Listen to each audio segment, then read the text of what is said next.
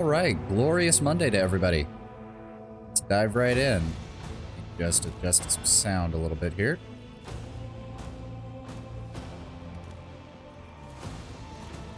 There we go. I'm gonna jump right in.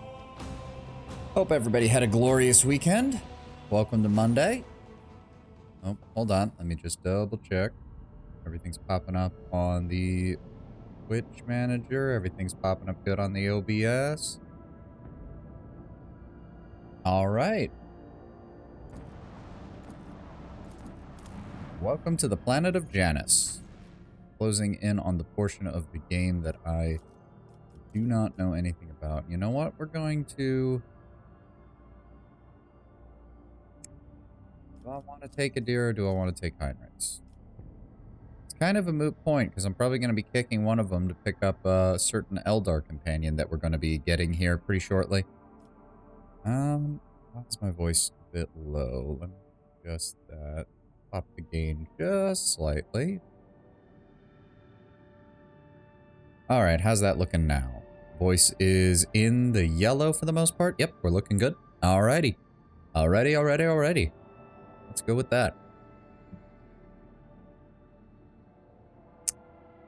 No, I don't want Jay. I pretty much can't bring myself to not take Abelard, Pascal, and Cassia, which really only leaves me 2 slots. And Argenta just got her heavy bolter, and I really want to put that thing to use. Heinrichs. You know what? For right now, we're going to take Adira. I want more ranged firepower. Abelard really is the only meleeer that I kind of need right now, and he's also the only one that effectively can take damage very easily.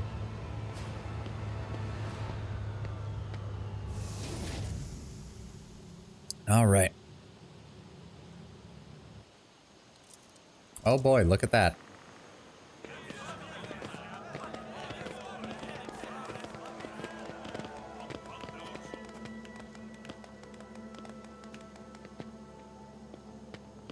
What voice am I going to get for this? Crazy bent. Purple outlined on the eyes and strange... Yeah, sure. I'm sure there's nothing wrong with this. Although I gotta say, that whatever thing on the back of her head that's like supporting her hair, that is... Honestly, that looks pretty fucking good for a noble from 40k. A lavishly dressed noblewoman in an opulent silk gown watches you with an expectant air, but then gracefully bows her head. Gem-encrusted implants protrude from her arms and neck. I welcome you on behalf of the noble house Viat ab Abaram. My name is Vistenza Janos Viat ab Aram af Koronos. By the grace of the Emperor and the will of the rogue trader Theodora von Valancius, I serve as planetary governor and imperial commander-in-chief of this world. Vistenza Viat raises her head slightly. She turns towards Abelard. And greeting to you, noble Wersarian. It has been years since your last visit to Janus, and I am glad to see you again. It is a good sign when the rogue trader Seneschal does not visit our subject's planet for a long time. Is that not correct, Lady Viat? It means the governor is taking care of all matters, and there is no need for the Seneschal to interfere. Vistenza lets out a musical laugh. I hear praise in those words, and I thank you for them. Ooh, sorry. Burp there. She turns once again to you. In truth, your arrival in the place of the esteemed Lady von Valancius is quite unexpected. It is my announcement that Theodora von Valancius is dead. I, Sovane de Ferenzi von Valancius af Koronos, am now head of the dynasty. Such tragic news. I will see to it that the planet absorbs a month of mourning in her honor. For Janus! Pew! And everybody starts shooting one another.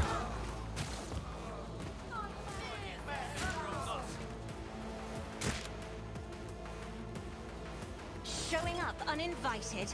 How improper. I will fight if I must. Oh, yeah, we can't do anything here, can we? Aggravating. Okay, so we got 2 there. We got 3 there.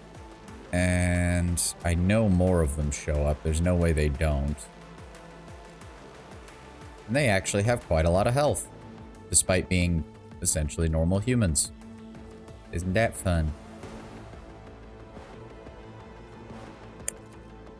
We're gonna go ahead and... Hold on. Point of curiosity, hit all of them. I can't stand it. Oh shit, that's not good. Well, you know what we're gonna do? We're gonna go ahead and buff Pascal. Woo.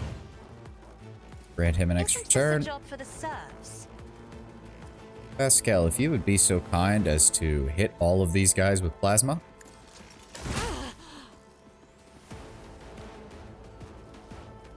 And then go ahead and use your bonus shot.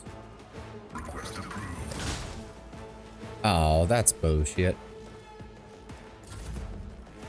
And Cassie, if you would be so kind as to get them to move away again. Quick! Thank you. Emperor, protect me. Oh, sucks to be you, buddy. I'll do what it takes. Ow. Nope, vaporized his own dude. Nice going there. I can handle this. Ow. Go hand in hand. There's nothing behind them, right? Yeah, there's nothing behind them. This isn't going to end well for you guys. Oh, here comes the next wave, right? Yep, it's a bunch of them. 2, 3, 4 at least. Hey, Kato, good to see you. We just started up. Oh boy, there's a bunch of them. Oh, one of them got taken out by the sniper. We are closing in on the portion of the game I have not seen. It's not far past this point. Oh, that was her whole turn. I can't do anything else with her, right? Right. Let's get to it. I don't like that they then immediately get to go. That's not fun. Oh, he's gonna die. Oh god, not grenades. Fucking... Dare you? Alright, he's got a chainsword. He's got a chainsword. Okay, Warsarian's gonna be heading over that way then. Show me what you've got. My faith strengthens me. This guy's not gonna live there. Oh, he actually managed to take one out. Good job, buddy. Good job. Here we go. That's another melee one. Oh, my Oh, word. not a grenadier. Are you ki- I swear to fuck. He better not have just...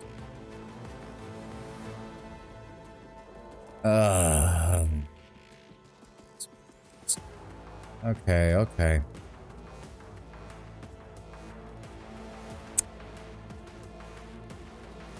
How do we want to do this? This asshole, that asshole. It's all these guys. No, I can't. Can't hit him. Okay.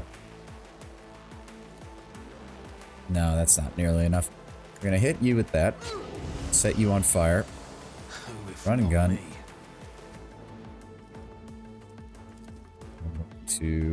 Oh, that's a shame. I was really hoping that it would hit him.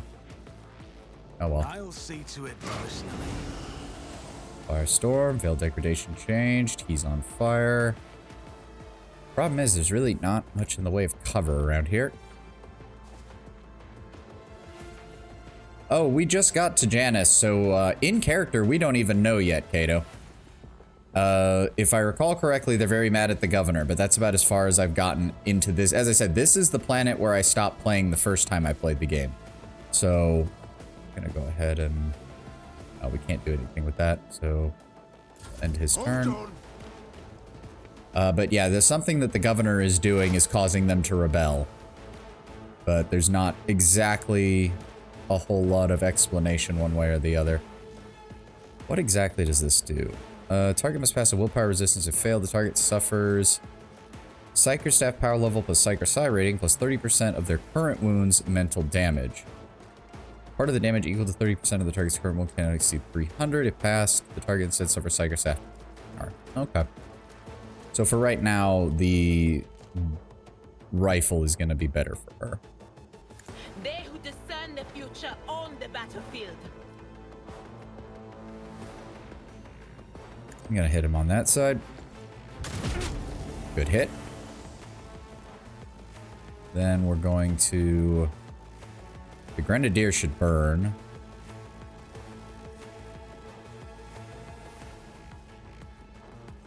We'll go ahead and blind you. Good. Scout.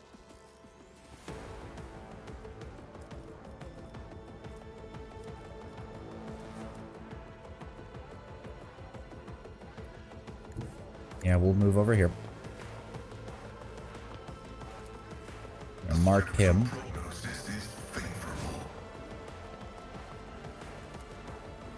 Put some extra on him. We don't want to use the overpowered shot again. Oh no, we got him and it overshot. Good. I got him another hunt down the prey stack. It's nice. Yeah. Okay. Abelard. Why can he not move? Oh, that's bullshit. What the fuck? Well, it's a good thing we've got fucking charge, isn't it? Indeed.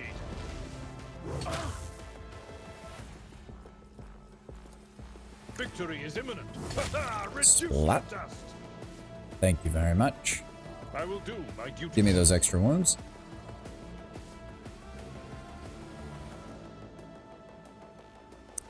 No, we got done with Footfall, and now we're making our way through the various worlds owned by the Von Valancius Protectorate. We're starting with Janus because it's the main source of all of our food for both our worlds as well as a bunch of other worlds in the Cronus Expanse.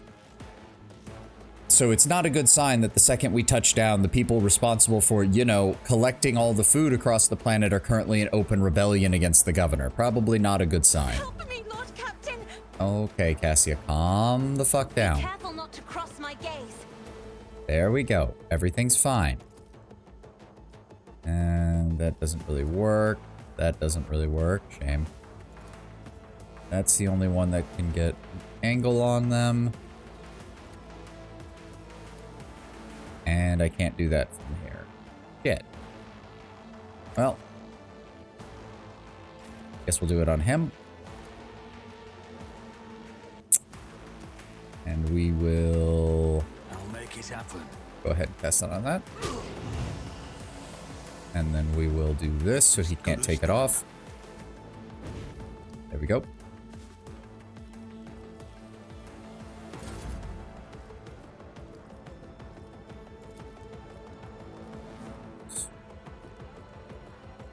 Can't reach him. We still got the fucking sharpshooters back here, which I'm not a fan of. If I So may. we'll go ahead and freeze him in place.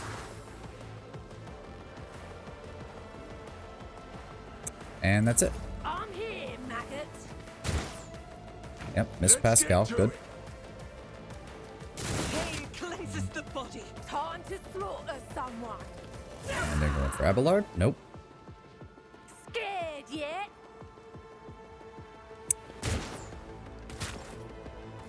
And Emerald. dipshit walks right into the gas spade. Whatever. At least he's doing some damage. He's gonna die next turn. Let's get to it. Or he's gonna die right now. Oh, no. These guys think they can take on Abelard. Enemy down. He's on fire. He's on fire. We're going to... I don't even know if I'll be able to hit them from here. Nope. Game.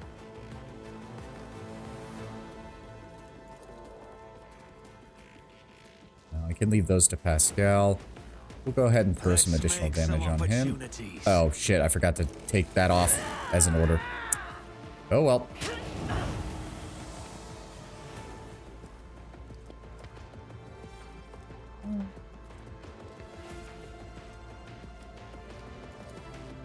Yep, may as well use the flamethrower. Good shot.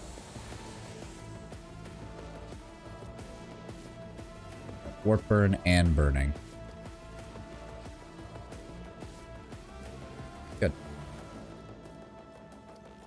Make sure he I'll can't see take to that it off. personally.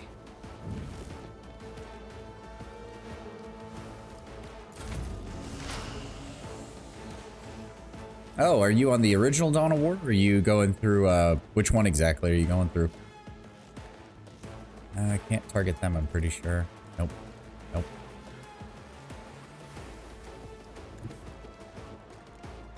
Well, does that not count as cover? Doesn't make any sense. There is movement in the Empyrean. Hmm. Was that you? Put that on them. Nope, that's just out of range.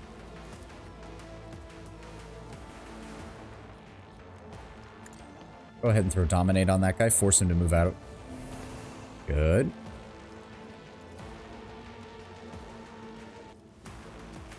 That guy is out and is about to die. Pop him. Of course. Good damage. Ah, okay. No, Dawn of War 1 is good. That's pretty much where I got my start with a lot of pretty much all of Warhammer. Gives you a nice introduction to the overarching themes of the Space Marines, the Eldar, the Orcs, and Chaos, for the most part. Nothing else from them. 56, really? That's bullshit.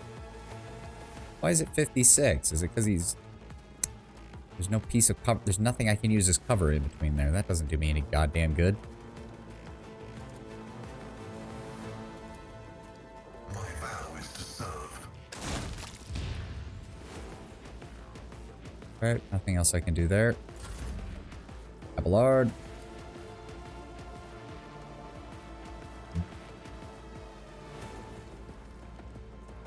It will be done. There's Reckless Blows. There we go. Took care of this one. That was nice. Now we're going to run out this way so he can get closer on those snipers.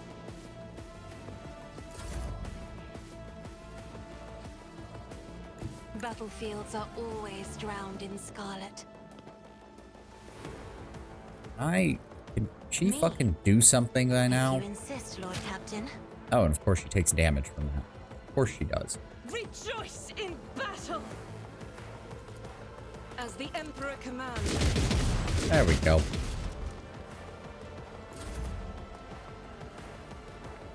I don't think there's anything else right here.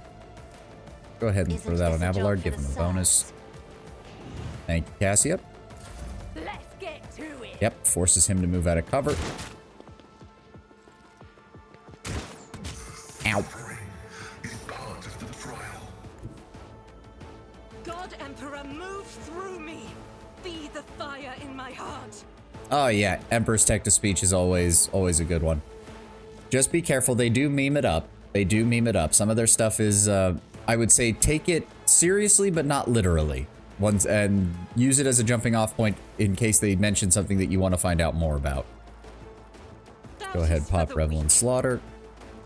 But Luton is good. If you like, Luton is good. Baldermort is good. Oculus Imperia is really good in my opinion. He does in-universe lore explanations for a lot of things, and it's actually really well done. Damn. How much fucking health does that guy have? Too much. As the Emperor commands, I act. Oh, I can't use that. That was a waste of that. Oh well. Oh, the guardsman died. Switch that back I am around. ready for whatever comes.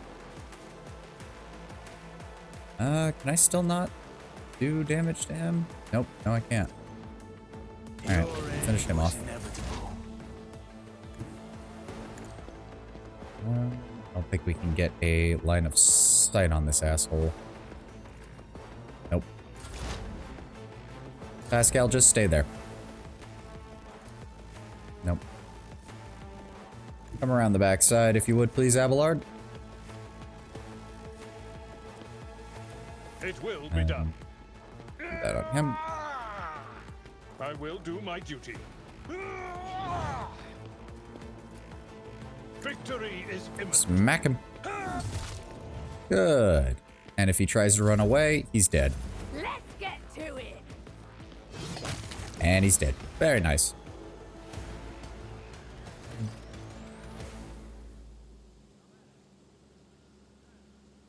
Your lordship, Emperor preserve us, are you all right? Do not fret, layperson. We have grown used to outrageous loveliness among the wardens of every world we visit. Pascal's Vox, quiet at first, is booming with fury by the end of his remark. Oh boy, can you tell that he's getting a little pissed off that he's traveling with a rogue trader and yet now more people seem to want to kill him. Pale grayness strangles this peasant like a noose. His words are laden with fear for our well-being, yet he fears for his own even more.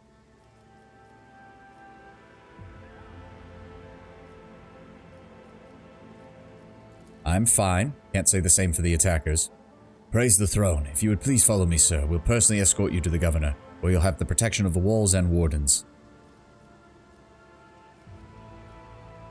I will find my own way there. Why don't you secure the area while I collect loot? Yep, bunch of lasguns, some chain swords, some basic armor, vintage amasec. This is just regular flak armor, yeah. Figure out what else they got over here. Oh, manufactured sword. I don't think that's any better than anything I've got. Same with the marksman rifle. Oh, an improved flak vest. Now that's interesting. I don't think that'll be better than anything I've got right now, but let me take a look here. Yep. 20 and 20. Still haven't gotten a better heavy armor for him.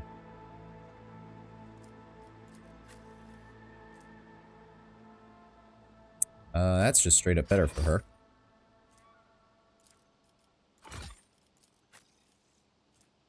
Nope. Nope. And nope.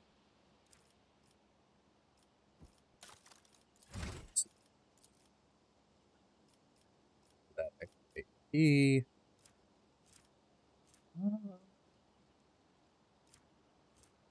I think either of those is really that great for her. We're gonna go ahead and just boost her willpower. I always keep my options open. Frag grenades, goods. Oh, she should not be in the front. Hold on. No, no, no. We're gonna have to redo this because I only have one meleeer right now. Pascal here.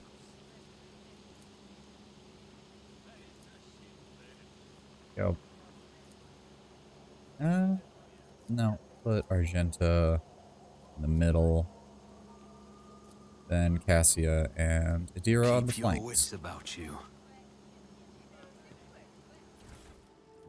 Yep, that can go to cargo. Nope, not up there.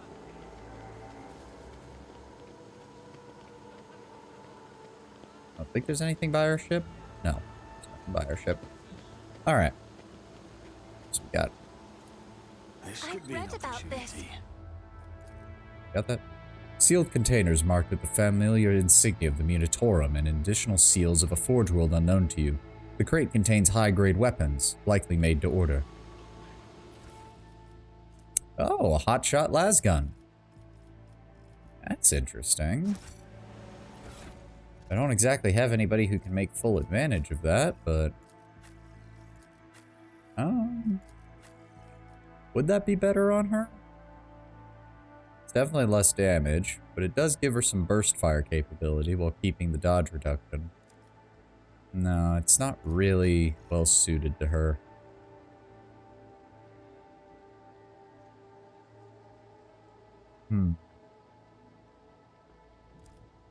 Guess we'll just hold on to it for now.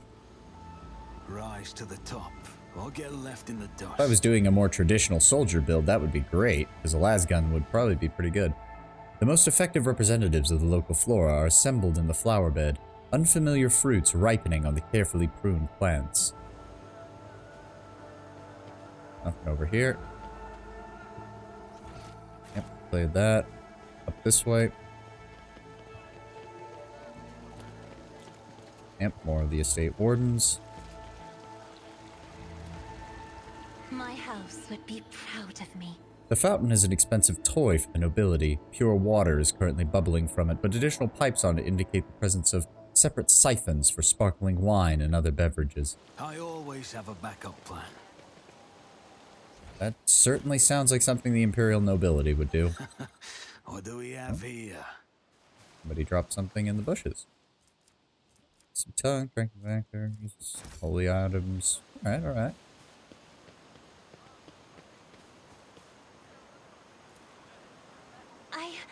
I did it? This chapel is built out of luxurious materials, but the holy place itself looks half abandoned. You do not smell any burnt incense in the air, you see no seals of cleansing upon the doors, and you hear no prayers, no human voices, nor vox recording. Always keep your eye on the prize. That's not suspicious at all. Nothing over here. What's this? Something down here? Attention to detail is the key to success. What we got? Oh, shit. What was that?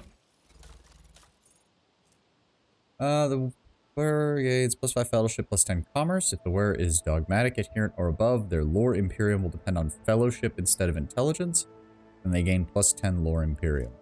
Huh.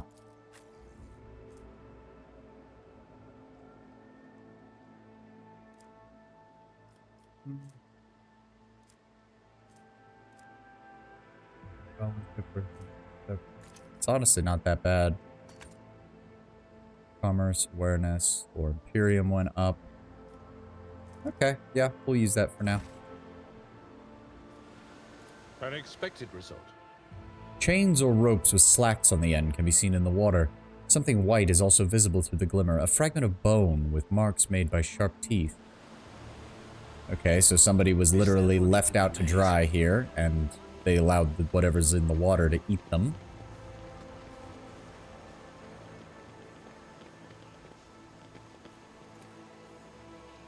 The ivy covering the archway gives off a delicate, heady fragrance, although you do not see any flowers.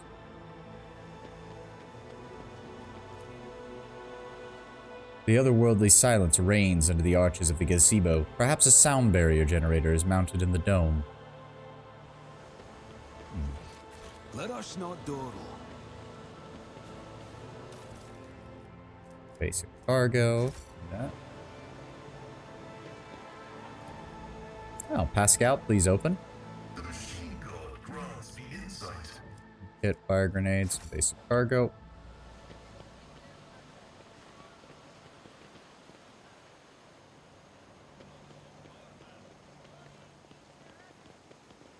Another state warden. Nothing else around here. Surely Rise to the nothing top. to be worried about at all. Look at all these guards. Everything's certainly fine. It was just a hiccup. Just a small hiccup that the rebels managed to make it in, of course. Monomolecular edge blades. Maglev impeller.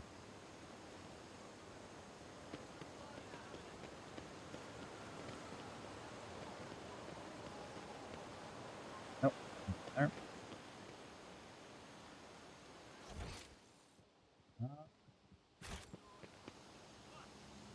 Yes, we were already down there. That's where we were. I All right, always have a inside. backup plan.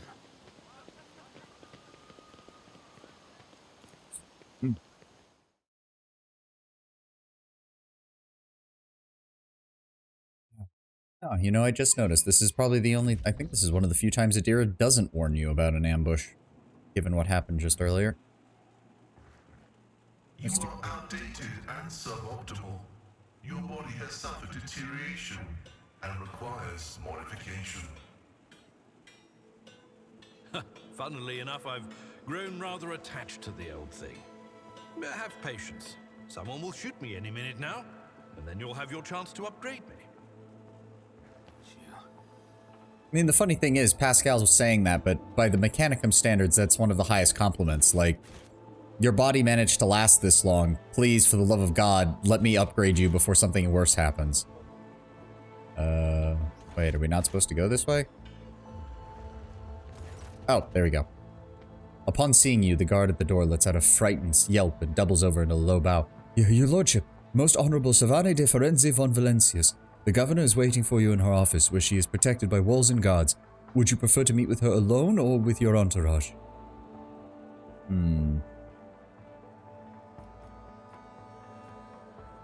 We'll speak to the governor alone. It'll be fine.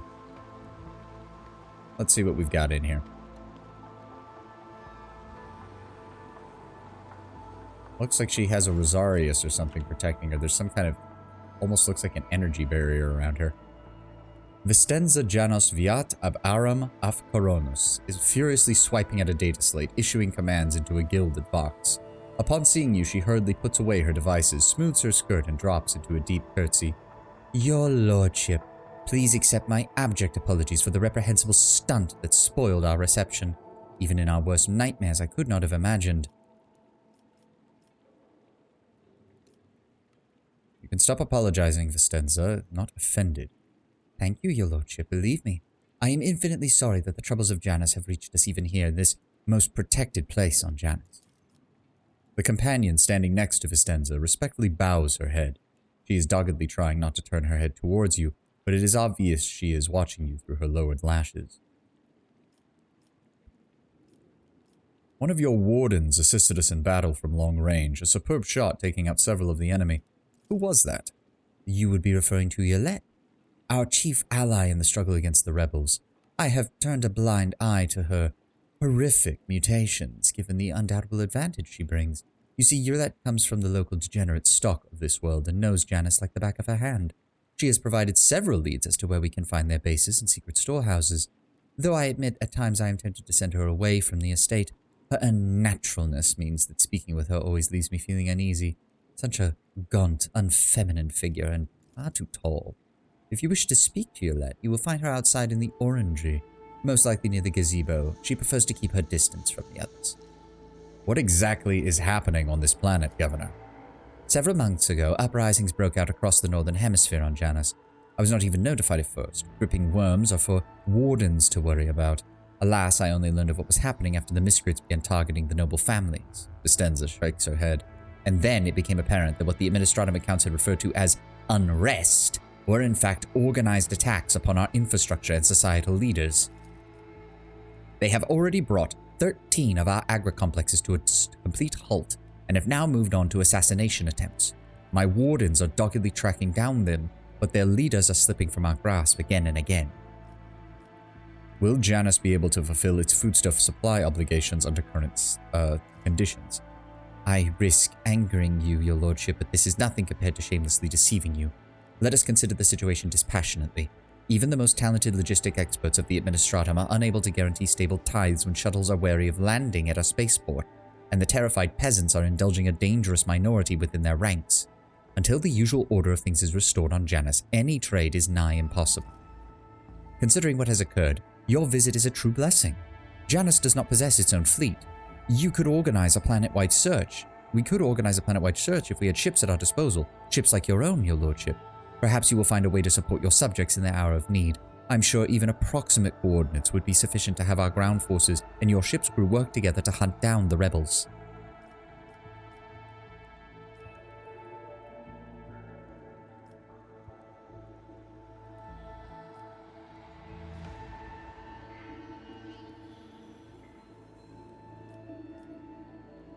We will get to the bottom of this. We'll see if the rebels have something to say to the rightful master of this world. Vistenza inclines her head. I am immeasurably grateful to you for your assistance, your lordship. If any of those who attacked the estate had survived, then perhaps they would have made a valuable source of information. But you made an example of them. For the rest, foolish rabble. Vistenza glances at the Vox. Incidentally, I did overhear the warden speaking of some kind of stranger in the area. Besides that, we still do not know who let these reprobates into the estate. The person who did it might also know something. You got Alliance ship fuel monies? I'm not following, Cato.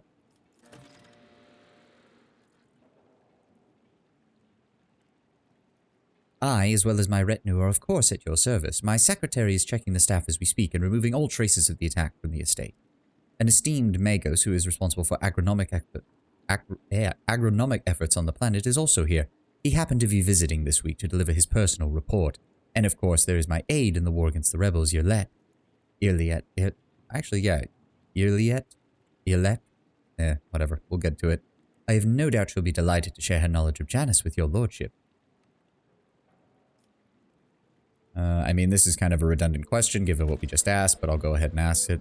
Footfall Station is on the verge of starvation. Will Janus be able to supply the people there with provisions?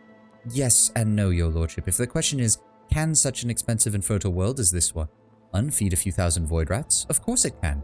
We lose more provisions to gnawing pests each cycle than those on Footfall could eat in their entire lives. But can we ship said provisions to Footfall? Not a chance. Ah, yeah, because we're the only ones with a starship. Which, to be fair, it kind of makes sense. Agri-worlds are very important, but they tend to only have ground-based defenses because the only reason anyone would attack an agri-world is to take the food. Well, unless you're a Drukhari, then they're there for the people, but, you know, that's kind of standard issue for them. Any cargo shuttle that leaves the surface will be a target for the attack. The rebels will not hesitate to bring it down, sending flaming debris scattering all over the capital. Our silos could become targets for sabotage. Food could be poisoned or mined. The logistics of transporting supplies to Footfall will only be possible once the uprising has been crushed. Who is this person standing next to you? Oh, one of my ladies-in-waiting, Amelia. Amelia performs secretarial duties and helps me to remain in constant contact with those families who are most responsible for the productivity and prosperity of Janus. I trust my advisors implicitly, and over time Amelia has become not merely a faithful companion, but almost my shadow. Losing her would be like losing my right hand. Vistenzia laughs and gives Amelia an encouraging nod. Amelia drops into a low curtsy. To bathe in the light of your greatness is a true honor, rogue trader. Tell me of Janus. Vistenza leans forward. Janus is a remarkable world, both in terms of its vast potential and in terms of the work that was carried out to transform it into an agri-world. House Viat has ruled Janus for many generations, and each new governor has without fail contributed to the planet's eventual taming. This world was once completely wild, full of xenobeasts and utterly unsuitable for the growing of anything. To this day, despite our best efforts, Janus, the planet, regularly rebels against us. Earthquakes, tsunamis, the emergence of new pests and weed that invade our arable land. Sometimes I cannot help but think that this world is endowed with some level of consciousness. The consciousness of a capricious and stubborn child who likes to spoil everything that we have achieved. What exactly do you grow here? Mainly Halican flint corn and red turnips. Apart from that, in the southern hemisphere, we do have vast tracts of land set aside for Grox populations. And of course, I cannot fail to mention the several thousand acres of tilled land given over to the cultivating of various fermentable fruits, for personal use and limited export. I'm not even going to ask that. We're not trying to be an asshole. I will take my leave, Governor. Alright, now we can go talk to people. Real estate. Let's go.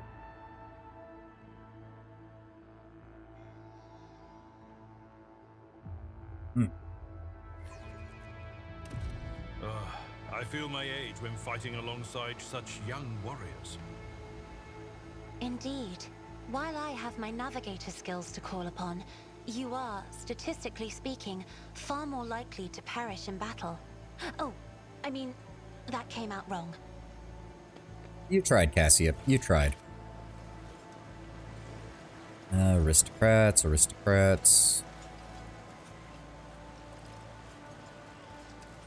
You know, for being Imperial aristocrats, that one looks a lot like an Eldar. I know it's not, but she really does. Is there money to be made? A bunch of servitors. Vincelects.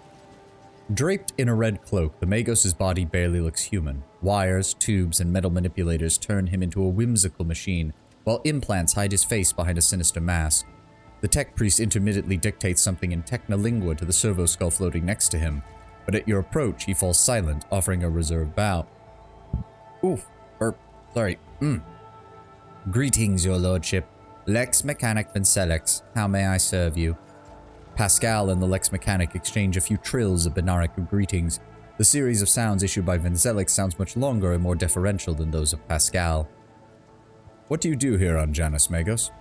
The tech priest's mechanical voice comes from the speaker on his neck.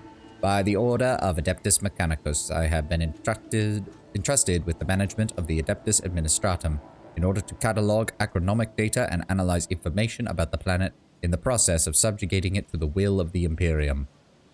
Be blessed, Tech Brother. Your diligence and the diligence of those like you turns anarchy to order, bestowing classification to knowledge.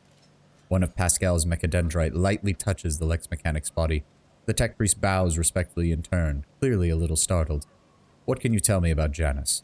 Initializing report. Planet soil possesses unique composition suitable for re-engineering of the planet and mass production of foodstuffs. Significant cultivation of the Eastern Hemisphere with the aim of improving production processes and logistics operation.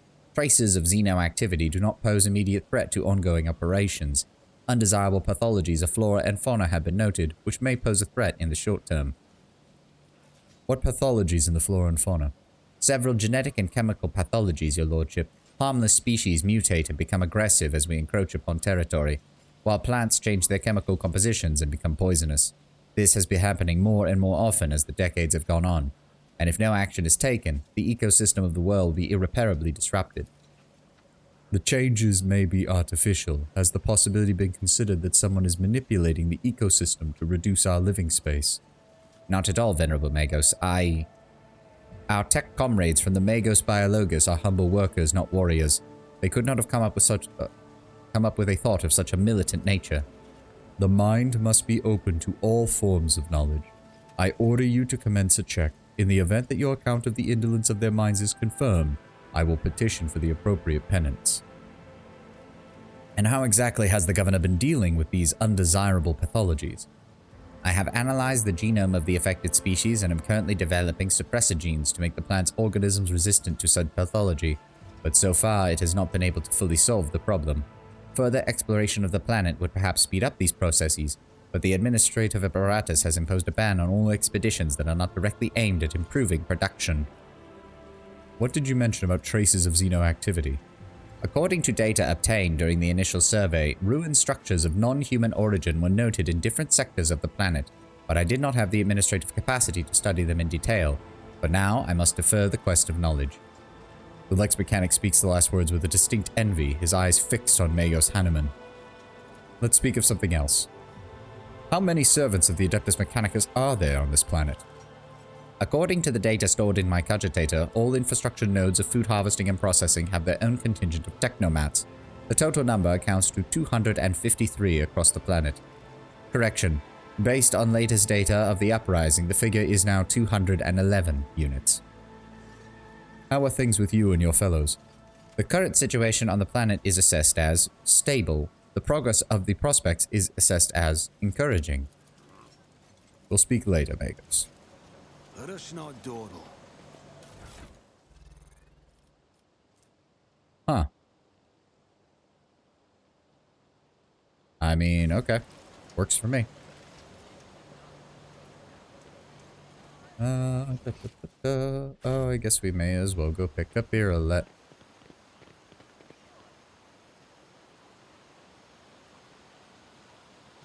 Iliad Lenevis greets you, Elantark. The bizarre creature before you only vaguely resembles a typical human. An elongated body, slender limbs, more pointed features. Every aspect of its appearance is unnatural and alien. The creature turns its head towards you. You are no mutant. I have met souls like you before. You travel a path that offers you enlightenment. A rare gift among your limited kind. Ilette stares at you with her strange eyes, wearing an expression that is remarkably difficult to interpret. At last, she arches one eyebrow so subtly you almost miss it. My soul is nothing kin to yours. Your kind call us Xenos, as if we are all as one. I came here to protect the Lilithon by assisting the Governor against her enemies. Will you hear me, or be blinded to sense by your precepts? To be honest, the only part I understood of that was that you have no desire to fight. At least in this, we have it in common. I have banished the shadow of doubt from your thoughts regarding my nature. Now you will answer my question. Why have you sought me out? You're the Governor's mysterious helper, I take it. I am, Elantark. My hand parried the death promised to the ruler of these people, and I aided you in battle against the Lost Ones. Why exactly are you assisting the governor? This world is in distress. I wish to protect it from unnecessary suffering. What do you know about the rank-and-file rebels that attacked us? Only that they threaten the established order. There is much risk to this world should the ruler die. Yerlet's face is unreadable, but you detect a strange tension in her voice, as though she is choosing her words very carefully. Do you know who's behind these uprisings, Yerlet? There is a malevolence here that drives your kin down the path of violence. Your answers have not been particularly helpful. But you are not asking for help, Elentark. You are merely asking questions, the answers to which are either unimportant or wreathed in shadow. Explore this place. Speak to those who know. A simple task for you, and an insurmountable challenge for me, since my very appearance provokes fear and suspicion. When you learn anything, tell me. Perhaps then my answers will be helpful to your search. If you wish, you could join me. None of the locals would dare look askance at you in the rogue trader's presence. So be it. I will go with you. I am ready, Elentark. Let us go forth. It occurs to me I probably should have finished the rest of her conversation before I did that. Yeah, well, we're gonna go straight down the assassin line with her, because she's a sniper, because why not? The assassin makes attack that does not count towards the attack limit per turn, and does not block the assassin's boom, and deals only 25% of the damage. If successful, the enemy suffers hemorrhage.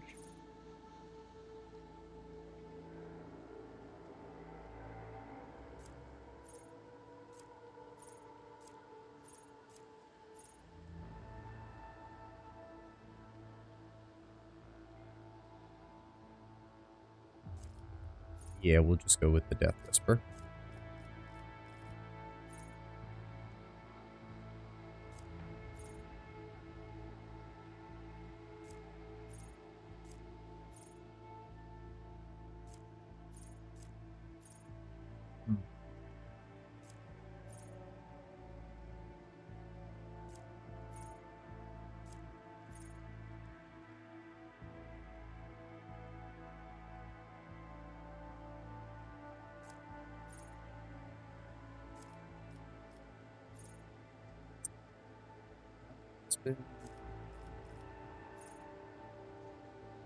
Second, a vulnerable effect. Character suffers plus a number of vulnerable attacks times 6% more damage from the assassin's attack.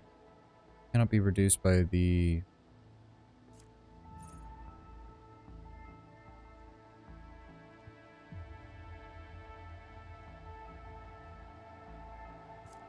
That is decent. Whenever the assassin hits an opening, the assassin's damage is increased by agility bonus.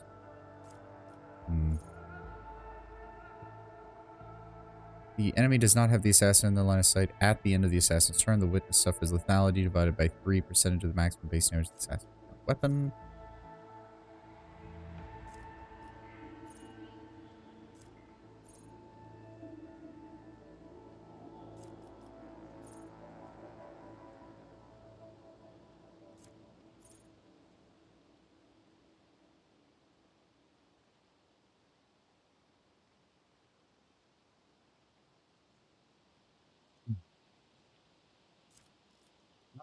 What exactly to use for her first?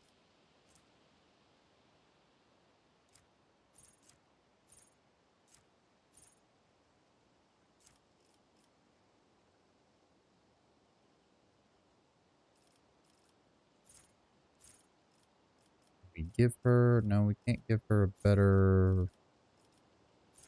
She has Las Weapon Expert, which is good. Nothing else really that we can give her there.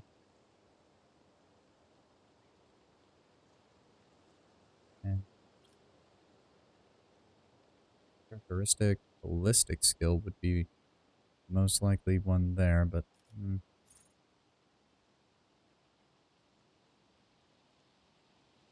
Whenever the assassin attacks an enemy that is at full wounds, they gain plus 20% dodge and plus 20% dodge reduction against the enemy until the end of the assassin's next turn. Okay.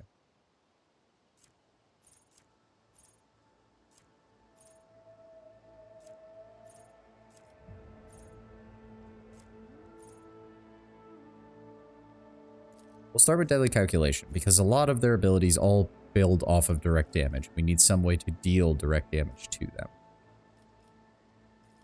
And we will go ahead and grab ballistic skill.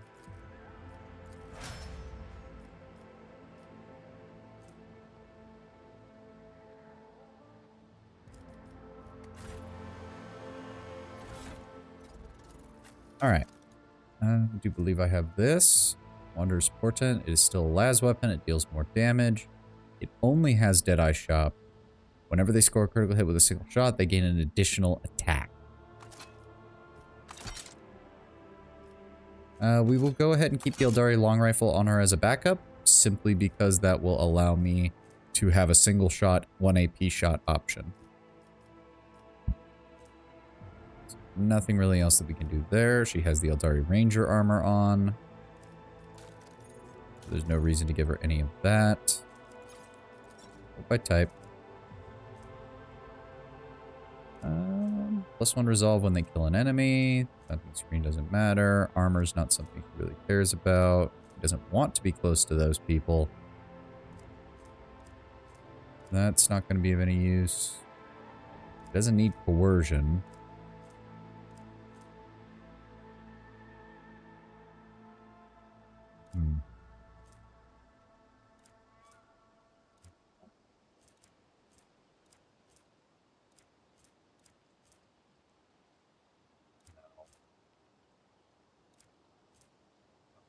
Melee attack doesn't really matter. Not much of these are very good for this. So we'll go with this one just to give her some more resolve. That doesn't matter. That doesn't matter. I should have put those on Adira when I had the chance. I guess we'll give her that in case we want to start using grenades. For a couple of monofilament grenades. As well as some Eldari plasma grenades. And a backup med kit just in case. So Yurlet is a Craftworld Eldar, near as I can tell. That or she is a ranger. It's hard to... technically rangers are part of the Craftworlds, but they stay apart from the rest of the Craftworlds most of the time. That would be my guess based on her garb and the way she talks, as well as her equipment. I don't think there's anything else I can give her right now that would actually be of any help whatsoever. No, that just gives bonus to commerce. That's not going to help. Doesn't have endure, so that doesn't help.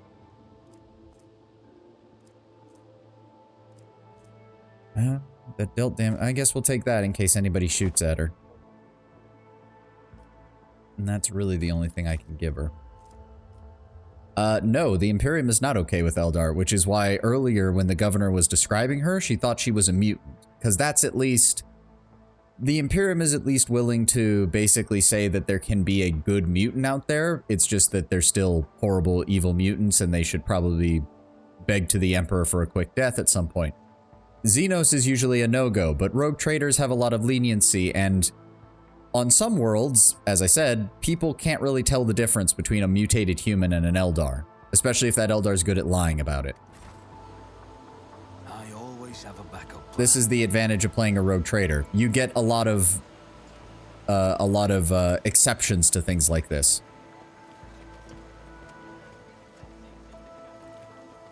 It also can depend. Some members of the Imperium are more like, what is it? The Ordo Xenos has a very interesting relationship with the Eldar, where I'd say about half of the Ordo Xenos is absolutely convinced that you can never work with an Eldar ever, and the other half of the Ordo Xenos is like, yeah, but they might be aliens, but they are so much easier to work with, and they actually want to fight chaos, so, you know, that's kind of good for us. Maybe we shouldn't Always immediately keep your kill eye on them. the prize.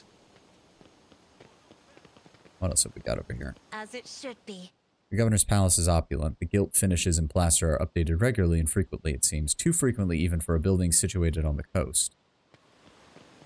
What else we got? Technomat. You got anything to say? Nope.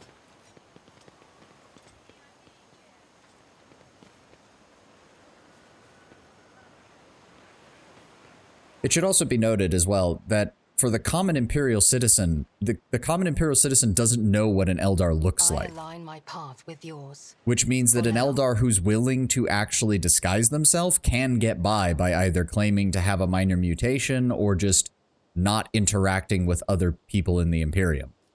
It's not unheard of for an Eldar, especially an Eldar Ranger, to be able to pass unnoticed among Imperial society, at least on less populated worlds like the Agra worlds and the Outer Line worlds. They couldn't pull it off on like a hive world or anything where people would start to notice, but on the more backwater areas of the Imperium, it's really not that uncommon. At least by human standards. By Eldar standards, they'd still consider it a bit weird to even be around the humans unless there was an explicit need.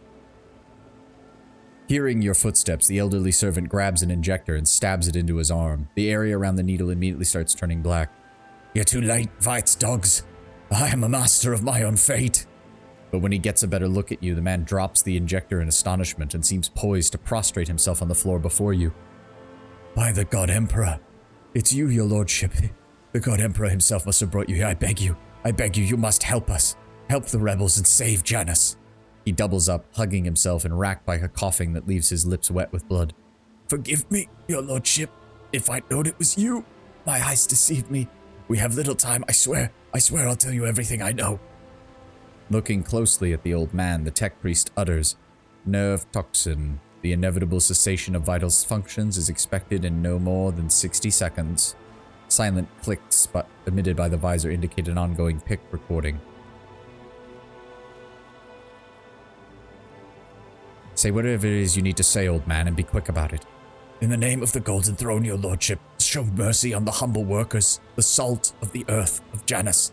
Save them.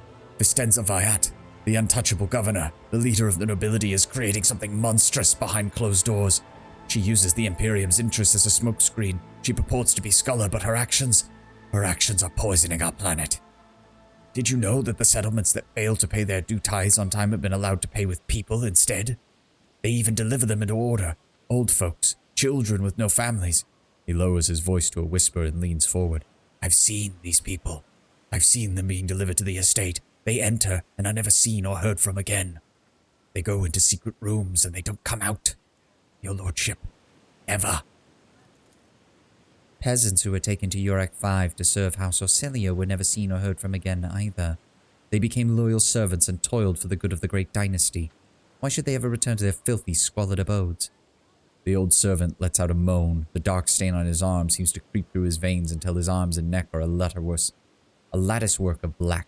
The servant's breath quickens and becomes irregular.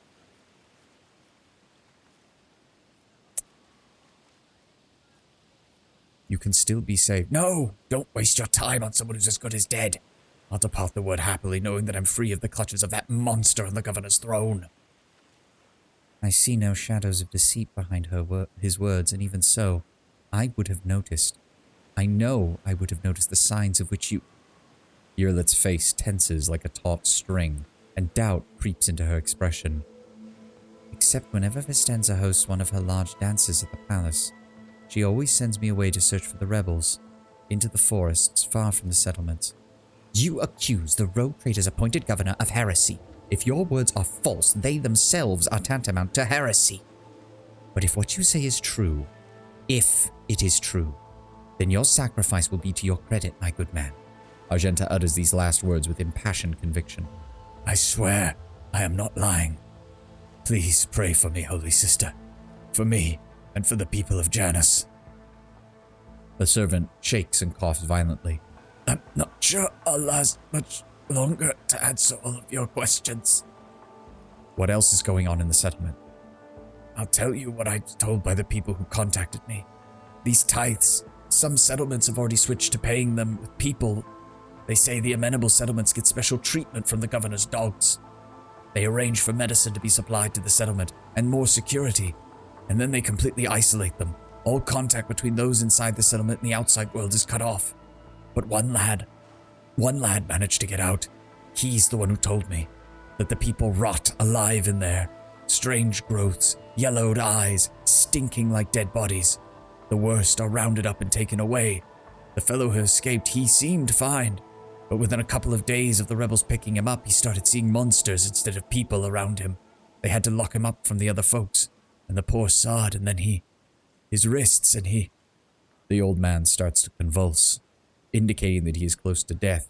He raises his already unseeing eyes to you. Your lordship, please, if you'll permit a dying man one last request. Don't tell anyone that I was the one who unlocked the doors. If you do, they'll go after my family, my home. I will keep your secret, and I will discover the truth about this. Please, save us. Save. The servant rasps violently and collapses on his side, racking with convulsions. Is there money to be made? Yep, not done. Definitely nothing to be concerned about here. Absolutely nothing. Not a weird plague being spread by seemingly no reason. Not random people coming into the servants' quarters and then disappearing. Indeed. Surely no problem. I have not seen many places that flaunt such luxury. If you were to scrape all the gilding from every temple on footfall, I bumped my mic. God damn it. Still be less than there is here.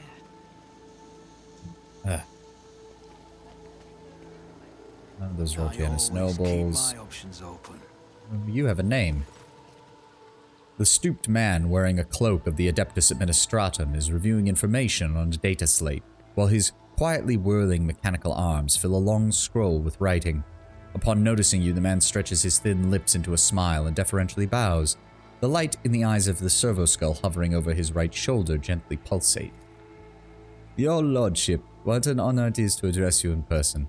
Allow me to introduce myself. Attalus Quint, Prefectus of the Officio Agricoltae. I will preserve the record of our conversation forever. Record of our conversation? Your lordship, I painstakingly record every conversation with all high-ranking personages, and afterward, I fill out 7 accompanying forms personally. Attilius rolls up his completed scroll in a practiced gesture, stowing it away and pulling out a new one. Your words and judgments are in good hands. Attilius's mechanical fingers fly over the scroll as he fills in another line. And of course, with great fortune it is to see, for the very first time in all my years of service, an emissary of the Navis Nobilite here on Janus. I humbly welcome the esteemed Cassia Tisfia Everelia, Lady Navigator of House Ocelio. Everything from her condescending gaze and confident bearing to her calm but commanding voice marks Cassia as the heiress of a great noble bloodline.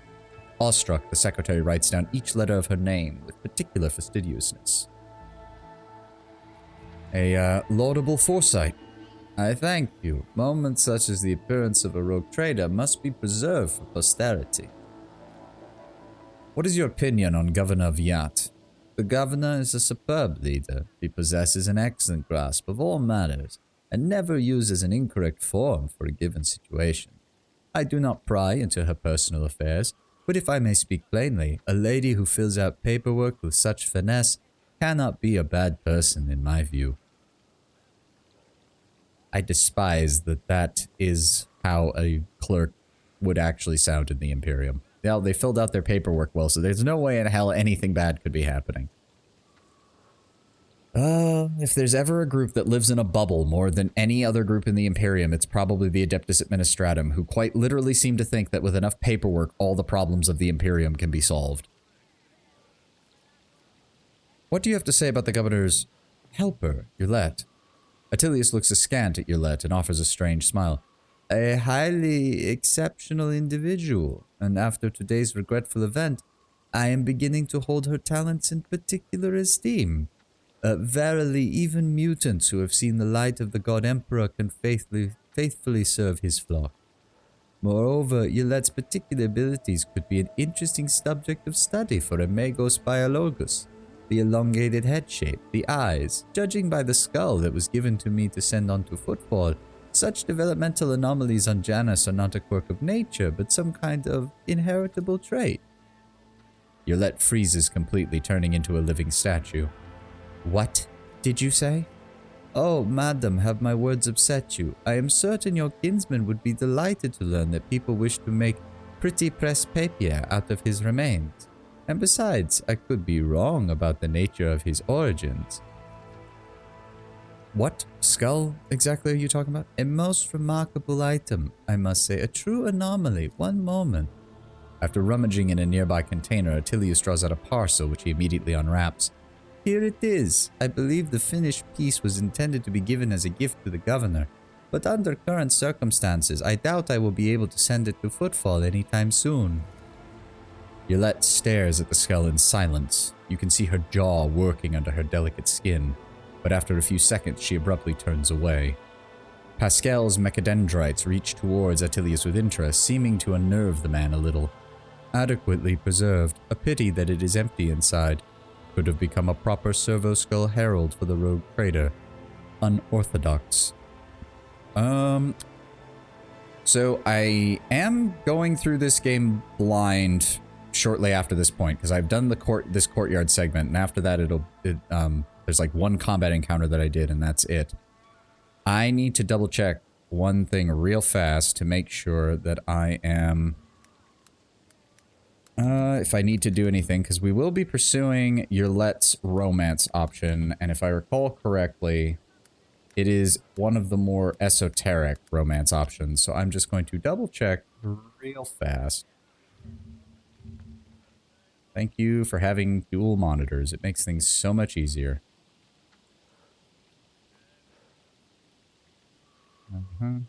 Yeah, none of the locals. I don't think I need to do anything with the skull. Though obviously I probably don't want to take it with me, because I highly doubt she would be very happy if I did that.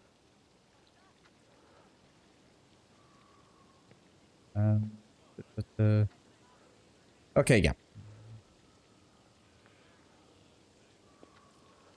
Remove it from my sight.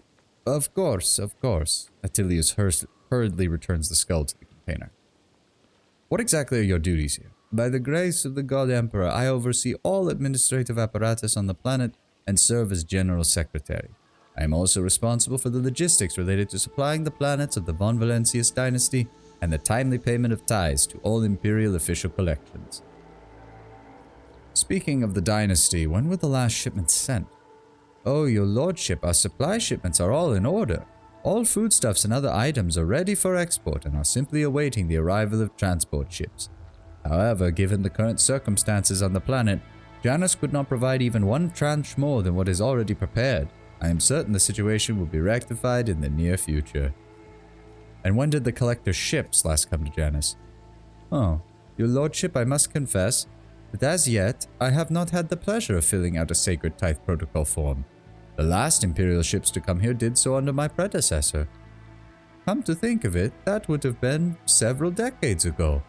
I do hope the logisticians responsible for such an unforgivable oversight lose their heads over this. And it's enough. Tell me about Janus. What exactly is happening here? Alas, your lordship, rebellions have caused us too many problems in recent times. The rebels are interfering with established processes, interrupting supplies, sabotaging serf work. A few nobles have even been killed, and worst of all, some of the victims occupied important administrative posts. Until their replacements pass the checks, complete all of their induction forms and go through the official appointment procedure, important paperwork is going unsigned. It's a bureaucratic catastrophe. Oh, Administratum. God, the Administratum. They're the only reason the Imperium's still alive, but goddamn are they annoying. If things continue in this vein, I dare not even imagine what it could lead to. There are worlds that are ravaged by war for generations. Generations, your lordship. Like that deranged planet by the nameless star, so close to our peaceful system. The inhabitants there supposedly live under the patronage of rogue trader Winterscale. I shudder to think what he has created there.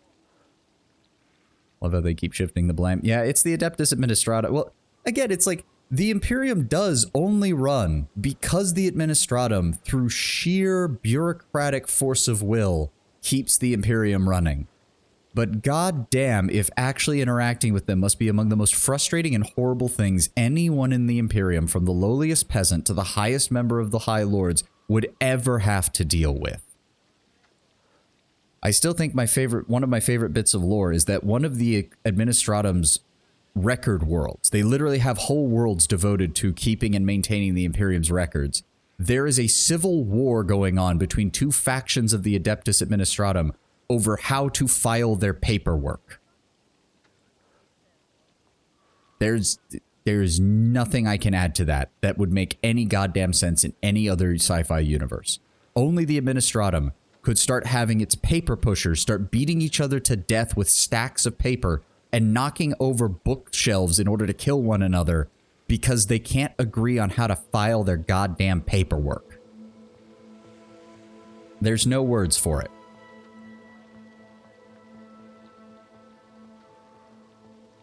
It's only matched by the Inquisition having an internal civil war for a few short weeks because they weren't quite sure if they were in the 41st millennium anymore or the 42nd millennium because nobody's calendars lined up properly. That one took Gilliman stepping in and saying, it doesn't matter, we're in the 42nd millennia now, move on. I want to know details. Where have the rebels struck? How? Of course, I would be delighted to furnish you with all relevant information. In the last few months, there have been 15 organized attacks and 7 terrorist attacks which have been perpetrated. Irrigation equipment has been sabotaged in agrarian sectors 3, 4, and 5, transport routes 2, 7, 4, 13, and also, I suppose I will not tell you much, please. With a fussy gesture, he presses several buttons on his data slate screen and a 3-dimensional map with coordinates of the attacks appears on your cogitator. The data is superbly collated, and the map clearly displays the actions of the rebels. At first glance, it seems there to be no logic to their campaign, but after analyzing the data and the features of the terrain, you notice a clear system indicating a geographic pattern to their attacks. And see, this is what I mean. Like, the Administratum has a lot of faults, but there is an advantage to quite literally recording everything. It's just that the Imperium doesn't have the ability to parse that information very well. Who is directing the rebels? Does anyone know anything about their leadership?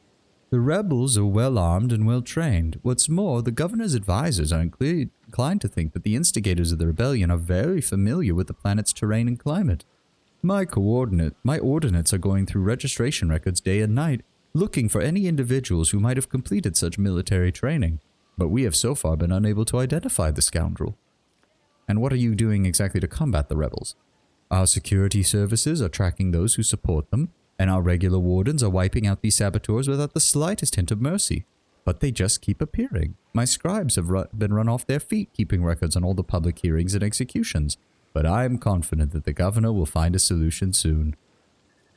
What do you know about the attack on the estate? A disgraceful incident, simply disgraceful. I cannot believe these scoundrels would dare to come so close and to drag the nobility into this as well. If they penetrated the estate, that means they had help from some worthless servant or another. Security is currently questioning the survivors, but the culprit has not been found. Yet. Attilas Quid smiles unpleasantly. I'll take my leave. Let us not do don't believe there's anything over there. This leads back down here. Pay no mind to the bodies. We're waiting for the estate to be killed completely so we can get rid of this trash. The deceased arms and face are covered in small boils that ooze cloudy pus even after death. Interesting. These are marks of corruption, not decay or disease, but how? Keep your wits about you.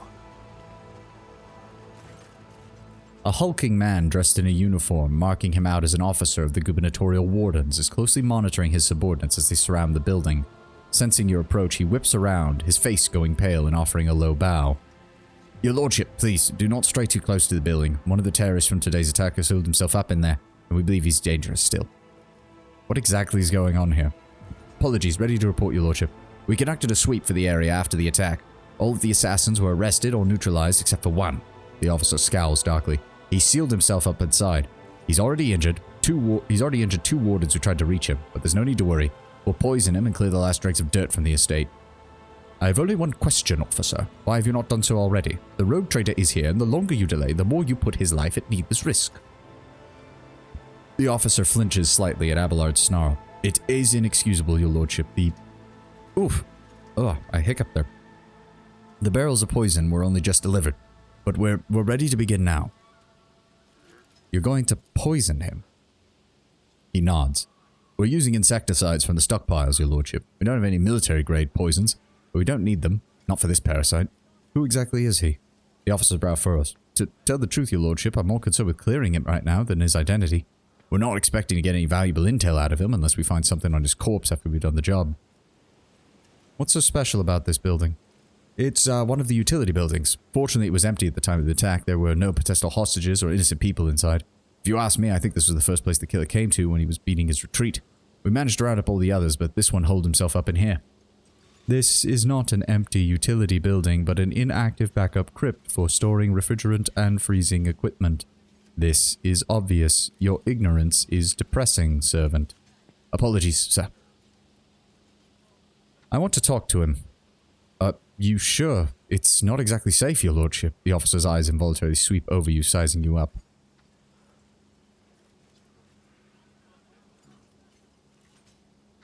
I want to solve this problem without so much blood or fuss. The officer takes a breath. As you wish, your lordship. And at the officer's signal, the other wardens take a deferential step back, clearing your path to the door. Rise to the top or get left in the dust. When you approach the solid-looking door, a high, boyish voice shouts off. Piss off! You won't take me alive. Better to put a bullet in my brain than let the governor's dogs get their hands on me. 76, 100... We'll try this. I am Sovane de Ferenzi, rogue trader and sovereign of this world. In the name of the Emperor, open this door. The space is small, the corners filled with inky black shadows, but you can make out a single person in the room, desperately gripping a discharged lasgun in his hands. The rebel looks at you in amazement. It really is you. The young man, practically a boy, falls to his knees and stretches out his bloody hands towards you. His clothes are burned on one side and grimy with baked-in blood. Your lordship, please have mercy. You're the sovereign of this planet. Only you have the power to save us. Youth is a time of recklessness. I heard that said more than once in the Schola Progenium and during my novitiate. But youth is also a time of directness. Let us listen to this young man before we judge him. Save you from what, boy? From Governor Viat. Everybody here knows what she's doing to us. We've put up with it for a long time, hoping that somebody would intervene and help us, but nobody ever did. She's turned the whole world into a slaughterhouse. People are rounded up like groks from the settlements, supposedly to go to the palace and they're never seen from again. Her servants pour something over the fields and then people start losing their minds. They start hearing voices, seeing spirits, and while we're dying, she's just sitting here behind her walls, feasting on our bones. Irelet's face twists. Sacrifices. Madness, pain, and death. Even in so primitive a society as this, such rites seem senseless, not worthy of such efforts. What is this? Some quirk of nature or something darker? I was taught that peasants have a tendency to exaggerate their suffering due to sloth and weakness of spirit, but this man, vermilion thorns pierce every centimeter of his body and grey shackles bind his hand, feet, and neck. There are no lies in his words, only terror and desperation without end. Your people are seeing evil spirits? Yes. Others have gone feral, attacking their own loved ones, and then there's... The boy lowers his voice. People say that in some settlements they've stopped upholding the law altogether. Not just imperial law, but the law of basic human decency. People just turning into animals. Who is the leader of your force? He swallows nervously and looks at you with fear. Your lordship, I beg you, don't ask me that. I won't sell them out. It's over for me, but the others, I won't betray them.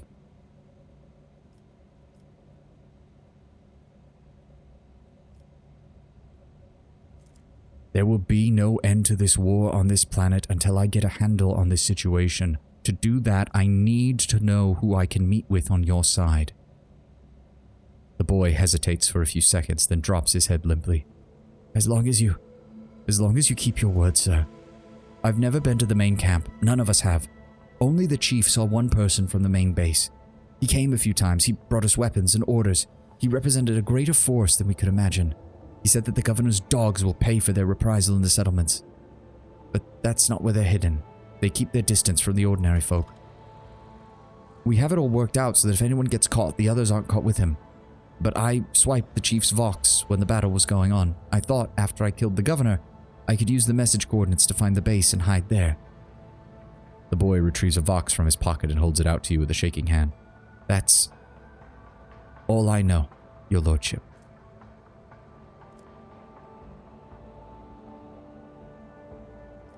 Yeah, the fact that I can say this, but it doesn't line up with any actual choice does not speak well. I'm going to go to Iconoclast because I have a feeling there's no way in hell that the enforcers are going to let me take him from here. This is the only mercy I can provide him. The people waiting outside will put you through far worse torment than I will. Thank you.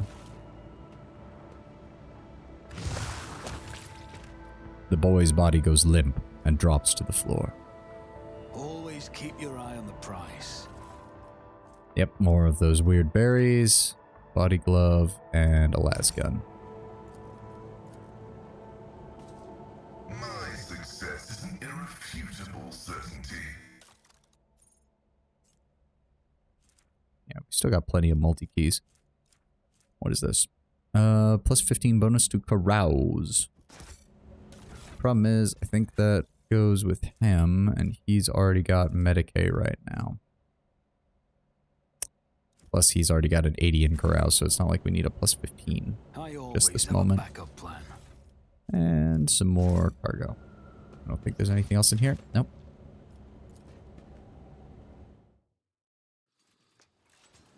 Yep, dealt with that. That returns the void ship. That's Atlas Quint.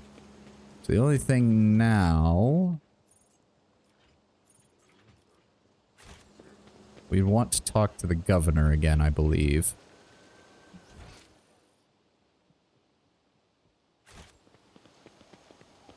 Oh, my neck is stiff for some frickin' reason. Having these big headphones on is not helping, because I can't really move my neck side to side right now.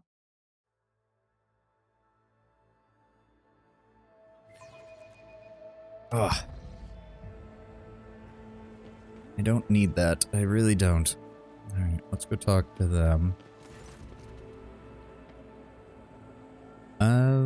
Weird. I didn't actually click on him, but okay. My entourage will accompany me this time.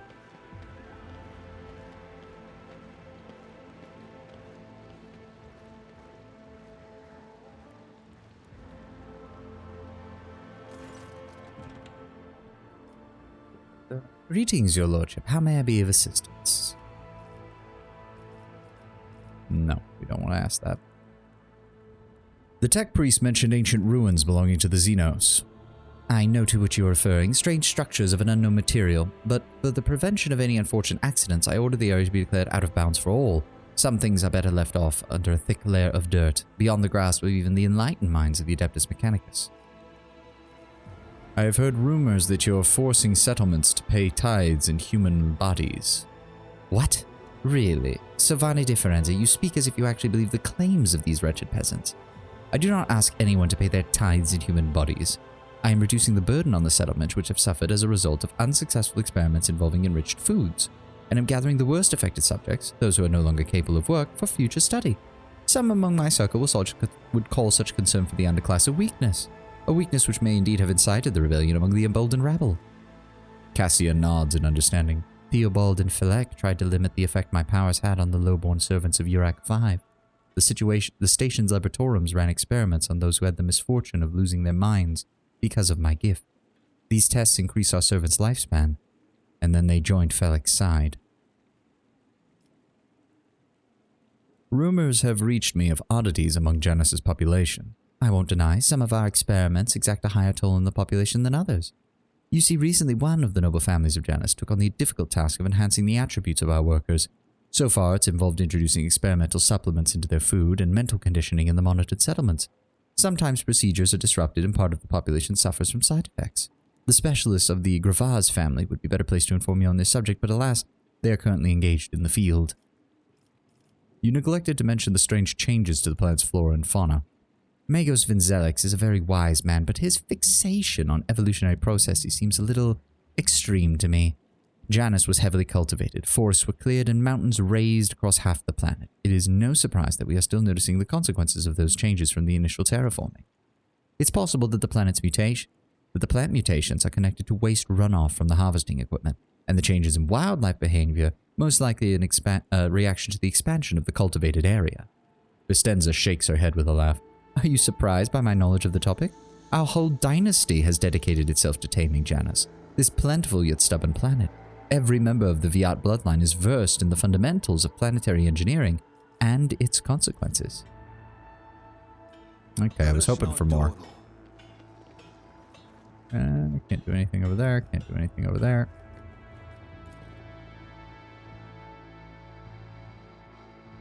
Ugh. Alright, so where the hell do we go from here?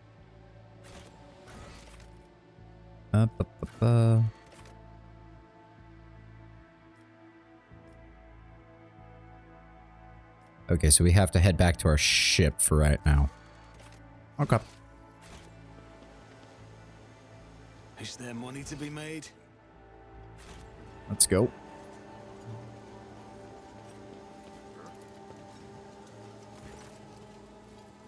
Elantak. Ylip gestures for your attention. As you once sought my help, now I seek yours. The time has come to dispel the final shadows on our path. I have hidden a truth from you, and I know a great deal about those who are disturbing the peace of the local ruler. I also know where they are hiding. Allow me to show you the way on the condition that you bring me to them.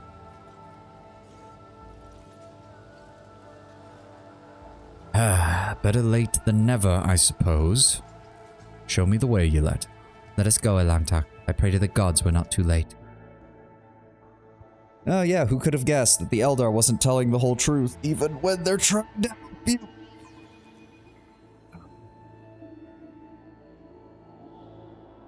It is always hilarious to me that the Eldar are among the people who are like, oh my god, I can't believe the Imperium keeps their people so miserable and cut off and unable to comprehend the world around them, and then they treat humanity exactly the same, where it's like, no, we can't tell you these things. They're truths that we can't tell you.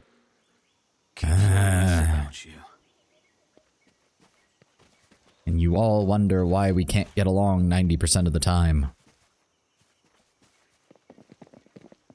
I've never seen so many plants before, not even in our arboretum. Oh, that flower there! I read about it in one of the works by Janitor Canassian. Your display of knowledge, atypical for a layperson, would warrant approbation, were it not for the fact that Janitor Canassian was excommunicated approximately 3 centuries ago. Pascal, just let her have this, okay, buddy? I mean, I get it. I do. But for the love of God, you get so pissy when people don't know anything, and then you get pissy anyways when people do know shit. Nothing's impossible for this old officer. Oh, this is it. Congratulations, we have officially reached the last thing that I know in this game. This fight was the last thing that I did before I stopped playing Rogue Trader the first time. You will beg for mercy. Yep. Here we go. I will take you down. We're under attack. Kill the intruders. Stop. Lower your weapons. Well, I don't think they're listening. Oh right, I forgot how badly this area is because there's almost no cover, but the advantage is we're really far away from just about everything. So Cassia there, Irilette behind the heavy cover because otherwise she's useless. Pascal over here. Argenta over here with the heavy bolter. I'll set up here. And Abelard. That guy has 16 health. He's not going to be an issue. We'll set up down here to guard our flank. Because if they try to come up this way, I'll just have Argenta quite literally tear them to pieces. Cassia, if you would be so kind, dear. I don't think it'll...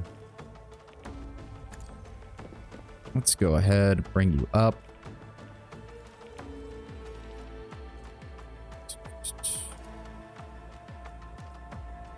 think that would be a good move. Point of curiosity. They're all set up there. We're going to give a turn to him.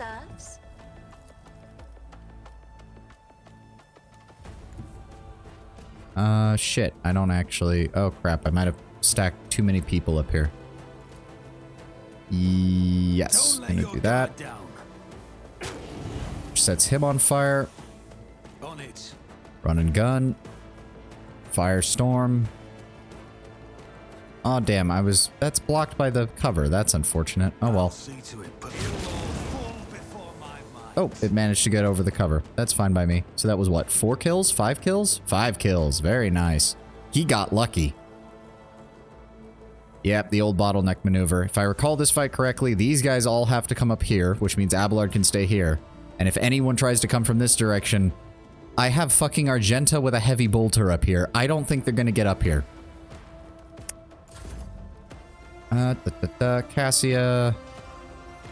If you'd be so kind as to simply remove him from existence. Thank you. Zone of Fear. We can also go ahead and drop this. Nope, can't do it over there. And it can't reach them. That might kill him, but that's kind of not useful. Honestly, I don't care if these guys go. They're going to run up this way. So, yeah, let's kill him. Or just about, at least. And plus 11 with range attack, over penetration, and crit chance. So we're going to drop that right here. There we go. Now, Irlet. This guy... Oh, hello. Diversionist Rebel. He's got a lot of health. How do we want to do this? Next attack against the target at the start of her next turn. Cannot miss. Not the best idea, honestly. Throws limited attacks return and does not block the assassin movement. Deals only 25% of the usual damage. If the attack is successful, the target suffers the hemorrhage effect. She already has 100% lethality. Equal to dodge or dodge reduction, whichever is higher. So that would deal 10 rending damage that ignores armor and deflection. So we can do this. Pop him. I deal death with my hands. Then we can throw some additional target on him. Follow it up with this. Is there anything I can do to increase damage against him? No. Yeah, this is the Wanderer's Portent. Go ahead and shoot him. Good shot. Good shot. And then we can go ahead and pop in my sight. We'll do it on the sharpshooter. So next turn, she can hit him. Oh, yes, please. All of you run towards Pascal. That's going to be hilarious. Let's get to it. Let's make it quick.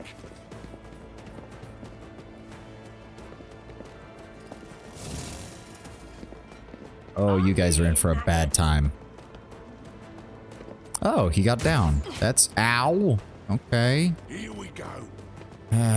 You take full cover, you put everything up, and they still manage to hit you with fairly easy shots. Gotta love it. Could do some damage to him. Try to kill him. We could definitely kill him. We could definitely kill him. Abelard's got them under control. I don't think we need to worry too much.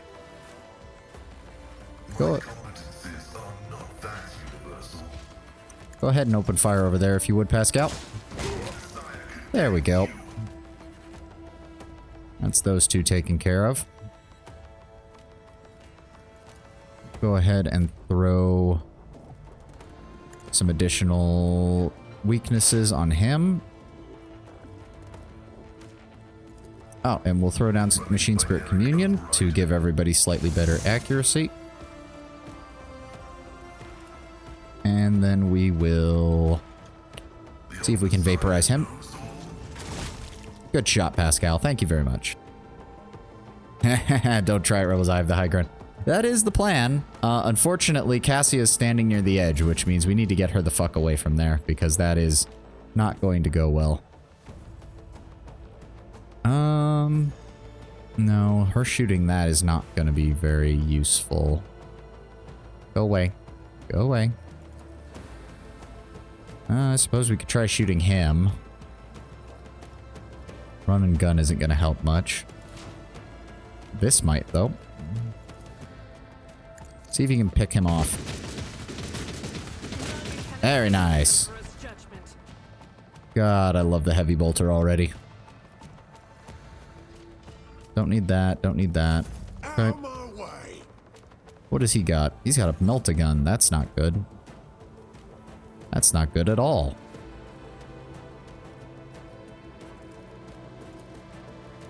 So, yes, we're going to set him on fire. Good damage. Pop Revel and Slaughter for the extra crit damage. Then... Oh, would you look at that? We've managed to proc a second attack. I'll take another that. Go ahead and throw that on him so he can't turn it off. Then we're going to move over here. We're going to pop run and gun.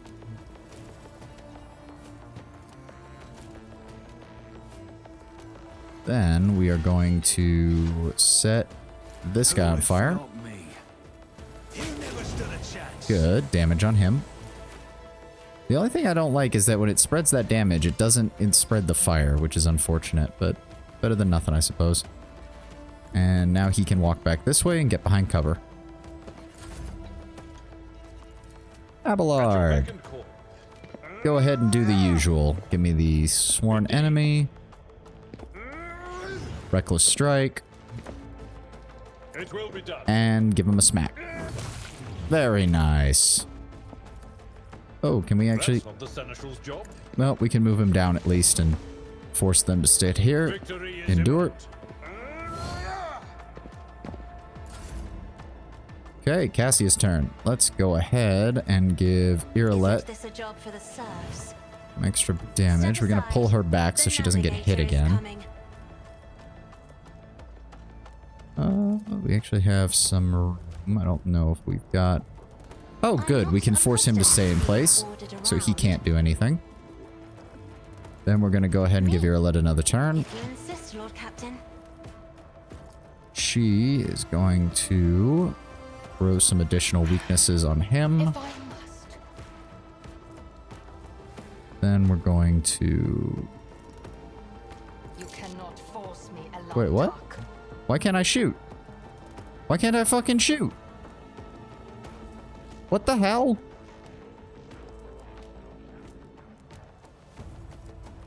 What the...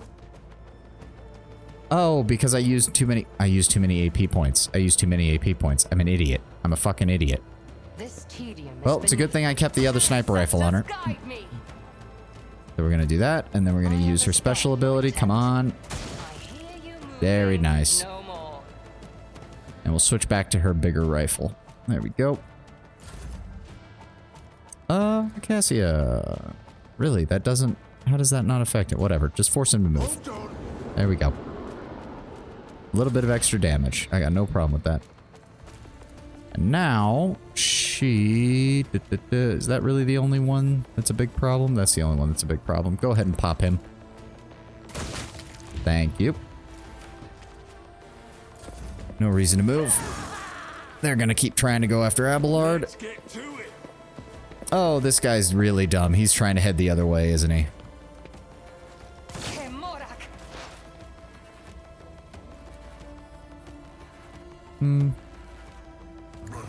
If you would please, Pascal. And hopefully, come on, 50-50. There we go. Very nice. Argenta, you can move over here.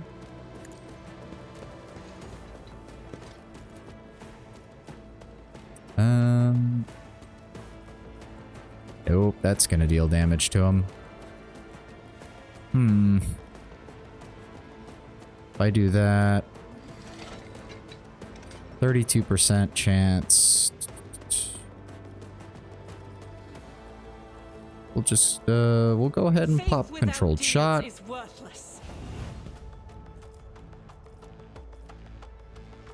PS4, so yes, we can do rapid fire and the burst, and I don't have to worry about hitting Abelard.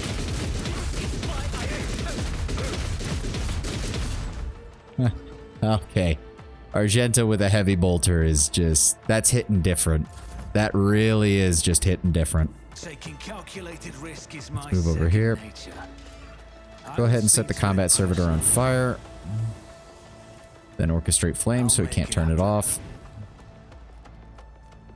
And, I don't think there's anything else I can do for that. Abelard, smack him. There we go. And here they are. Our first Xenos. Eldar Guardians. Yep. Stop, my kin. It is me. Yeah, I don't think they're listening. We got a problem. No, they're too far away. The Eldar Guardian is going to be moving up. Technically, that's a Storm Guardian, not a regular Guardian. And then you have this guy. 71% dodge. Holy shit. Alright, so we are going to... Yeah, we can't give her the bonuses. We're going to go ahead and do that.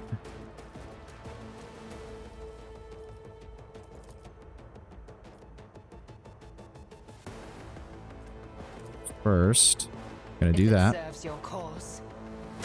You will pay Favors the dearly swift. for your actions. And then we're going to do this. Good shot, good shot. He's almost dead. Cassia. I don't think she can reach with that. No, she can't. Go ahead and throw some additional stats on Pascal for me, please. Alright, Yarlet gets her standard turn.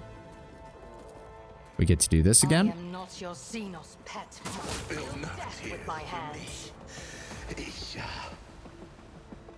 Can she even hit that guy? Yes, she can. Okay, we're going to throw some additionals. That'll make it a bit easier to hit her.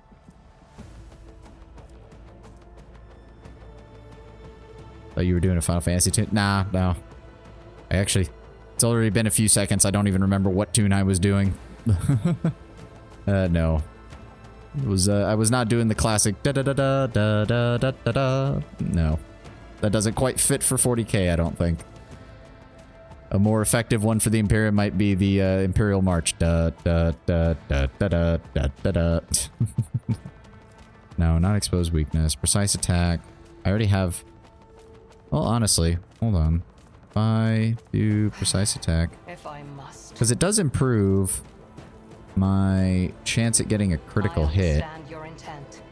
The higher I stack my shot chance. See if we can hit him. Crit him. Ancestors guide me. I think we did. Yeah, we almost got him. Alright, nothing else I can do there. He's going to run forward. He's already almost dead. Yeah, go ahead and try to cross all of that, buddy. Good luck with that. Combat servitor's on his way up. Pascal, if you would be so kind... Oh, he's actually... Well, let's throw more weaknesses on him and make him a bit easier to target. Let's go ahead and pop this. That's better. Nope, he still missed. There we go. Now we just got to deal with the servitor. Can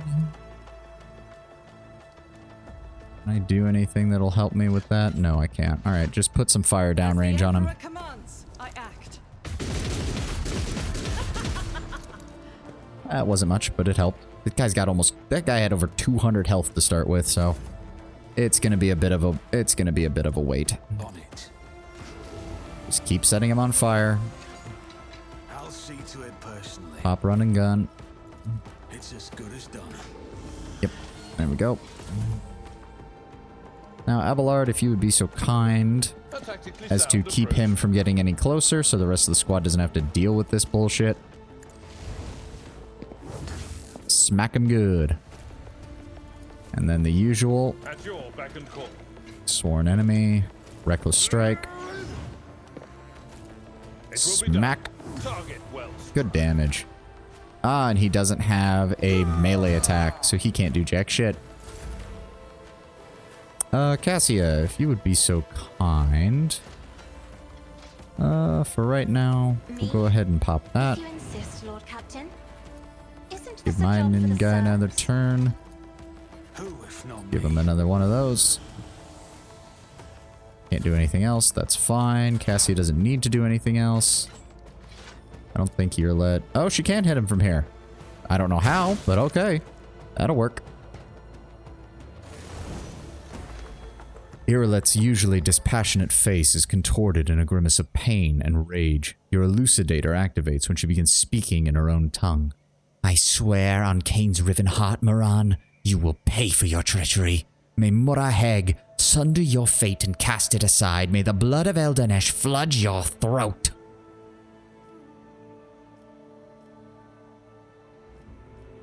I don't exactly know who you're talking about, but given what we've just encountered, I'll gladly help you pour the cup of suffering down their throat. Irilet closes her eyes, sucks in a breath through her teeth, and quickly murmurs something. When she opens her eyes, her face is once more a mask of cool serenity. She looks at you and begins to speak, once more in Lothgothic. Excuse me, Elantak. I allowed the turmoil in my soul to win out over my reason. A slip like that could cost me more than you could ever imagine. My very soul. I must be more careful, even in the face of treachery. Who is this Moran, and what treachery do you speak of? Moran is the one responsible for the rebellions against the ruler of Janus, but I must tell you everything from the beginning. We are the children of Asurion. Yeah, the Craftworld Eldar. Eldari is another name for ours. We are the echoes of the great empire that once ruled the galaxy and created entirely new worlds. The planet you call Janus is one such maiden world. Lilithon. Sorry, Lilithon, I think is how she said it at the original. Yeah, Lilithon. A haven for our ancestors made for their kin. For many millennia, only the shadows of our predecessors lived among the ruins until you humans came here. We are their heirs, and we are entirely within our right to call the Maiden World our own. However, our arrival is a tragedy, not a homecoming.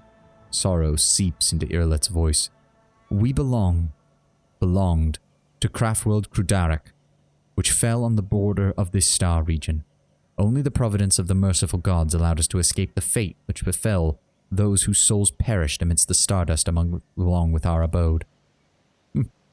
Destroying an Eldari Craftworld is a serious achievement. I'd like to shake the hand of whoever managed that. His green visor flashes with interest. Pascal carefully clarifies, which border exactly? I do like that. Pascal's all, Xenotech is bad. We would never encounter Xenotech. Learns that there's Xenotech on a planet somewhere. Where? Where? Tell me where. I want to know where. You don't need to know that, Iron Monkai. I am aware of your looting practices. She's not wrong. Ew, Xenotech bad. Shows them where the Xenos might be. Oh my god, I need to find it. Let me see it. I want to take it apart and put it back together and then tell you all how you can't use it except for us. Oh, Profitorio, thank you for the follow. Hope you stick around and take a watch of everything and keep an eye on everything if you want. We're just making our way through Rogue Trader. Thank you very kindly. After the calamity, the Lilithon offered my kin a sanctuary, a place of respite in the ruins of our ancestors under the canopy of the forest created by the wisdom of our world singers, living among your kind who reap the fruits of our labor with such vulgarity. You came to Janus along with the rest of the Eldari. No, my path brought me to the Lilithon later, Irilet hesitates, by another route. It was Moran who welcomed me here, one of the surviving Farseers of Krudarak. He was with a handful of Asuryani who had escaped death and found the path here, to the destroyed cradle of our kind. They were outraged when they saw how the Monkai had ravaged our flourishing garden. And how exactly are your kin connected to the uprising on the planet? The Asayani never enter a battle we can't win. However, it's in our power to direct the currents of the elements themselves to wash obstacles and enemies from our path. And so it was in this case. Moran, the Farseer from Kudarak, saw a future without the Monkai, and we followed his lead. They simply used the Monkai's passions against them, their love of freedom and anarchy, their love of domination and violence. We stoked enmity between the servants and the rulers. It was easy when your targets are governed by emotion rather than reason. My kin became a military advisor to the Monkai, who rose up against the ruler of this world. I had an opposite mission, to become Vistenza's handler, since the rebels would be unable to get to her until both sides were sufficiently weakened. The ruler of the humans had never seen a child of Asayan before, and so she accepted a lie about a degenerate branch of Monkai dwelling far from their own kind. So, then why did your own kind attack you? Oh, Profitorio, thank you for the raid. Kui raid, thank you. Cookie raid, okay. For a second I was wondering what the hell a Kui raid was, but Cookie raid. Alright, thank you, thank you. Welcome everybody. I'm Sovani. Lionheart raid failed. Oh, that's a shame. He raided me a couple of days, the Sir Justin the Lion, I think is what you're talking about. He raided me a couple of days ago. But thank you everybody for coming. As I said, I'm Sovani. I'm kind of still new to the whole, oh, that's a different contract. Well, regardless. Thank you for dropping by. Different guy, Total War creator. Oh, that's cool, that's cool. Total War's a good series. But thank you all for coming in. I'm Sovani. Still kind of new to the whole content creation business and streaming right now, doing long form stuff. Did Elden Ring for a month after the DLC came out. Right now we're on Warhammer 40k Rogue Trader. Okay, we're having another one. Thank you, Mixa, for following. Lionheart X10. I feel like I recognize that name. Does he also do stuff on YouTube? Because I feel like I've probably seen it. But it's probably been a while. But yeah, I'm Sovani. I'm still new to the whole streaming thing and still working on everything. I'm working my way towards a VTuber and a Fugi setup, but for right now it's just me and my voice on screen. So, well, not on screen, but you get the idea. Thank you all for joining. We're in the middle of doing the Janus questline. We just finished the last fight that I know of in this game, as I had played it before when the game first came out, and I had gotten to about this point before the bugs and other such issues made me basically put it down and say, okay, I'll come back to this later.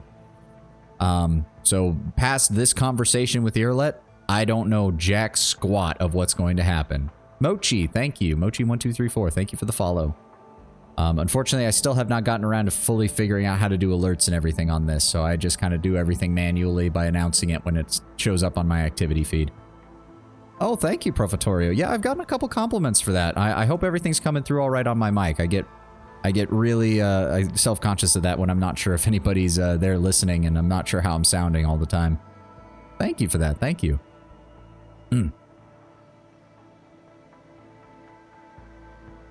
Yeah. Thank you. As I said, I get self-conscious about it, so I inevitably end up asking when I've got enough people in chat to actually give me some feedback and make sure the voice is coming through all right. It never sounds right to me. Oh, thank you kindly. Thank you kindly for passing it on. Where were we? We just finished your let's conversation. So why exactly did your own kind attack you then? Do you sound like you could do audiobooks? Understandable, you've had... Oh, thank you. Thank you, Noxel. Thank you very much. I mean, I don't know. My own voice, the first time I recorded it just to make sure my audio setup was working, it always sounds so weird to me, but I've heard that's a common thing with a lot of streamers when you have to listen to your own voice. So, I'll take the compliment. Thank you very much, Noxel. Thank you. I know not the answer to that question, Yurlet lowers her head. Many cycles have passed since I departed these forests and my kin. They could not have forgotten me, could they? Well, as I said, thank you very much. As I said, I don't exactly have anything special or anything. I'm still working on setting up alerts. I don't have any emotes or anything, but thank you all for joining me. It means a lot. Thanks. I think this is the most people I've had in here for a while. Holy shit, 50. Yeah, my Twitch stats just finally updated on OBS. I'm at 50. Holy crap. Oh, wow. Well, it's just a matter of having to find the time. You had over 100. Yeah, the Twitch stats only just updated on OBS. I know it takes a while. Sorry, I had to stop. I had to make sure that my mic was not picking up the random alarm that started going off outside of my apartment building. Oh, Jesus. But yeah, I'm still a bit off on logos. I'm waiting on emotes. Sorry, I'm waiting for some reference sheet art to get finished by an artist I commissioned before I start looking around for people with that. And as for the alerts, I just need to find time to sit down and do it, and it can be a little bit difficult between streaming and working a full-time job outside of this. But I'll get around to it. Lord knows I got plenty of time. Why would a handful of Xenos go to war against a whole planet? You couldn't possibly kill everyone. No, I'm not trying to say anything about it, Profitero. I've gotten a lot of, as soon as I mentioned that I'm looking around for those kind of things later on, I inevitably start getting people asking about, oh, I know how to do art, I know how to do emotes and stuff, and it's just a little overwhelming. I'm much more of an introverted person in real life, so suddenly having people reach out to want to talk to me and be like, hey, I'm an artist, I can do this, I can do that, it's still a little overwhelming. See, unfortunately, I'm one of those people who lets their emails build up before responding to all of them, so even just seeing someone DM me on Discord or something like that, it just kind of sets off my anxiety a little bit. Yeah, they've all been friendly. I haven't committed to anything. The most I've talked to is the artist who's actually working on my ref sheet, and they've been amazing. I found them through VGen, which helps handle as a middleman to make sure that nobody gets screwed over or anything like that, and they've been great.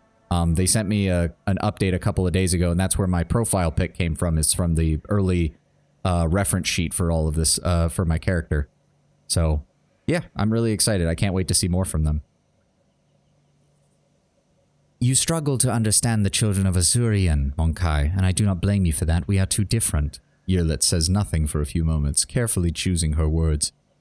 You Monkai walk blindly into the future. We choose the path, guided by our Farseers. Kudirak was the birthplace of the powerful watchers of things to come. Our leaders were selected from among their ranks. Their word was set in stone, unshakable like the universe itself. I try. I've stumbled over a couple of lines, Profitero. I'm sorry. See, there I go. Profitorio. Okay, I can say it. I swear.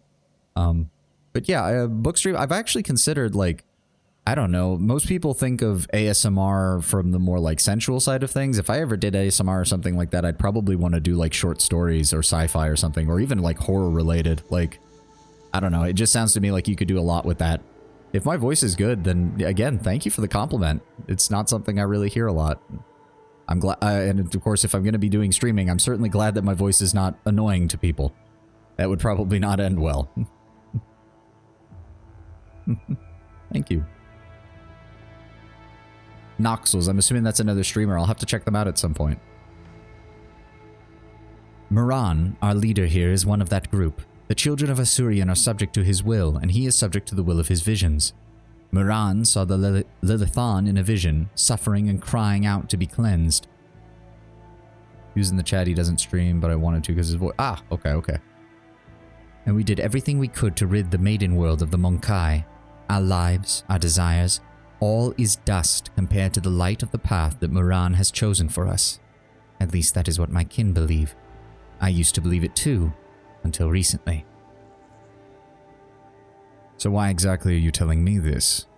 What brought on this sudden candor? Elantak, your arrival has thrown my path into disarray, and lifted the veil on the truth that has been hidden. While I was shadowing the humans' ruler, I failed to see the proper signs. That there was another threat looming over the Lithan, besides the deeds of the Monkai. The threat should be familiar to you, as it is to the other intelligent species of the galaxy. We call it Oh boy. Eldar, hold on. We call it Cylon Thresh, she who thirsts, the goddess of chaos.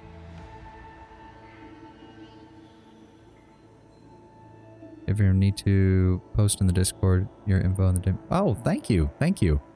Yeah, that's thank you very much, Profitorio. I'll definitely keep it in mind. I'll definitely keep it in mind. Thank you so much. And thank you so much for the raid again. Like, this is the most people I've had in here ever. Thank you so much.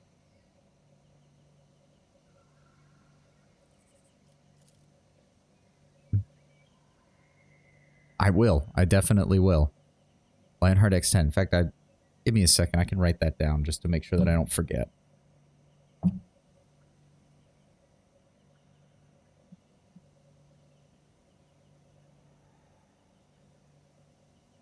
Okay, I'll make a note of that. Cylon Thresh and She Who Thirsts are the names that the Eldari give to the chaos god known as Slaanesh, their ultimate enemy. Slaanesh is the god of passion, excess, and forbidden pleasures, and is known for his fickle and treacherous nature. I feel like you can throw a question mark in there easily. It is Slaanesh after all. Disfigurements, it seems you call these mutations, are the surest sign of this threat. By mutilating the living form, this malevolent power subjugates them and bends them to its will. You have seen the deformities in the faces of those who are closer to the Lilithon's body than others, the rebels who hide under the canopy of these forests. The Monkai are weak in spirit, susceptible to the prepossessions of She Who Thirsts, and in their drive to attain her poisoned gifts, they perform perverse rituals in her name. Rituals that require sacrifices, like the Monkai who were brought to the palace and then never seen again. The signs have been fully revealed to me. They all indicate the presence of corruption upon this world. Tendrils of corruption may be threading through the world spirit, poisoning it even as we speak. But for corruption to take hold on the planet so quickly requires actual effort. Effort directed by the will of another. Illet pauses. I believe that Vistenza Viat is enthralled to the will of Cylon Thresh. What? Vistenza Viat? Way to look now. Leave you up on the PC to help them. No, I get you, man. No problem, and thank you. I do the same thing often when I go to work. I'll find somebody's stream and I'll just leave it on and lurk. My schedule right now is for sure Sundays, Mondays, and Wednesdays, 11 a.m. Eastern Standard Time. Then I usually run until about 2 Eastern Standard Time. I try to get at least 3 hours in, sometimes 3.5 if I can, but it runs up against when I need to go into work. I've also been trying to work in a Friday stream as well these last couple of weeks, because I'd really like to get up to streaming 4 days a week. Monday, Wednesday, and Friday, as I said, are 11 to 2 Eastern Standard, and then Sunday is 11 to whenever I feel like it. It's usually 3 or 4 sometimes. So Sunday is usually the longer stream. Since I've got more time during that. Vistenza Viat, the governor who has dutifully served the dynasty and the Imperium for decades. Rogue trader, I hope you will not stand for such spurious slander aimed at one of your finest servants. Oh, thank you. As I said, I'm really hoping once I can get more of the ref sheet art and I can put something down in the corner here, like a Fugi-style avatar with where it changes when I'm talking. I would love that as like a first step going up to a VTuber model. Like, it's probably going to be a while before I get up to a full VTuber model, but I would love to get there. And thank you, Profitorio. Again, thank you very much. As lamentable as it may be, the Imperium's history knows many cases where even the most steadfast followers of the Creed would turn away from his light. Governor Viat had to tap into many fonts of knowledge to turn Janus into a prosperous agri-world. Perhaps it was one of those fonts that became her undoing. Oh, cool. Those are little orc... Yeah, those are little orc ones. Those are adorable. Hold on. There we go. I'll remember to do that, so I've got a follow on you as well. Those are adorable. Not quite 40k orcs, but they are adorable. Hey, Anguished One. Haven't seen you in a while as well. Welcome, welcome. Good to see you guys. Where were we? Vicencia's to blame. Then why have you gone to the palace? You don't serve the archenemy. It is possible that Vistenza has been tainted from consorting with the archenemy. We must find more evidence and find out for ourselves. Perhaps the signs I uncovered have failed to convince you. I pray to the gods that other proofs, something more comprehensible to you, will emerge to sway your opinion. Cylon Thresh is deceitful and cunning. She subtly penetrates the soul, offering false perfection, luring victims into her web with promises of a wicked ideal. The ruler of the Monkai perhaps does not even know that her soul has already been corrupted. Nonetheless, we'll need to meet with the leaders of the uprising. We need to keep moving. It's loot time. All of that is useless. Send it to the ship. Oh, we need to level up too. Bounty Hunter. Grab another willpower bonus. Whenever prey is killed, all enemies have their agility reduced for 2 rounds. Scores a critical hit. They gain plus 5% armor penetration. We want that. Heightened concentration because we have the increased crit chance. We want to be throwing out armor penetration more and more as it goes on now. It has been a while. We're going to go ahead and grab a toughness upgrade for him. Taunting defense.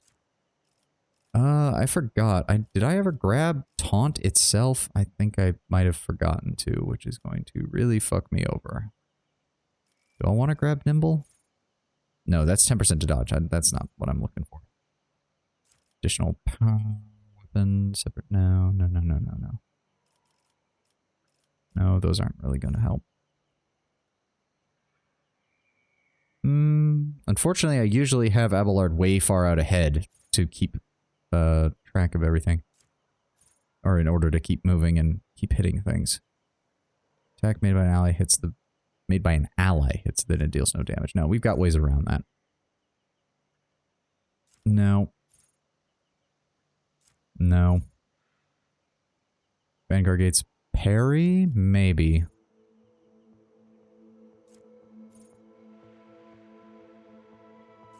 We'll go with... Why is it an attack of opportunity? That doesn't really do me any good.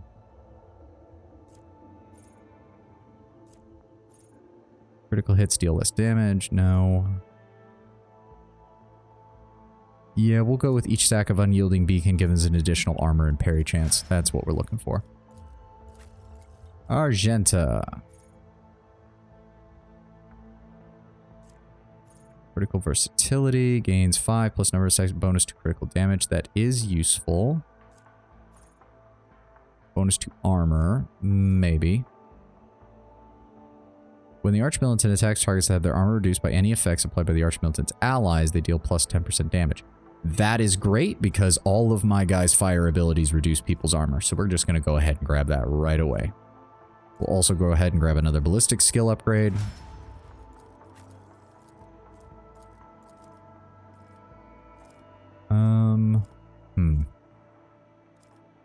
Want another ballistic? We grabbed intelligence the turn before, so yes, we're going to go ahead and grab 5 points ballistic skill. No. No. Hold on. I want to see his... I don't know if there's any more plasma-related perks that we need to grab. Those are all melee. Applies 1 stat's really not that useful. That adds as if 2 more. So no, not really. That gives him deflection against burning, and that doesn't really do me any good. So we're going to focus on his... That seems to have been all of the plasma-related skills that we could get for him.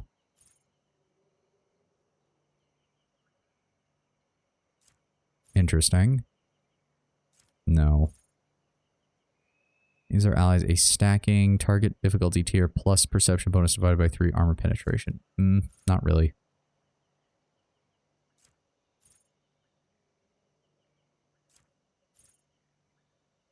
Whenever the bounty hunter kills an enemy with a critical hit, all allies in a 7-cell radius around the target gain plus target to... that's really not that good. Claim the bounty kills an enemy. The bounty hunter's next attack this turn will always score a critical hit. That is good. Because we can boost his plasma damage so that even his claim the bounty attack does quite a bit of damage. So that's actually really good. And what do we want for Cassia?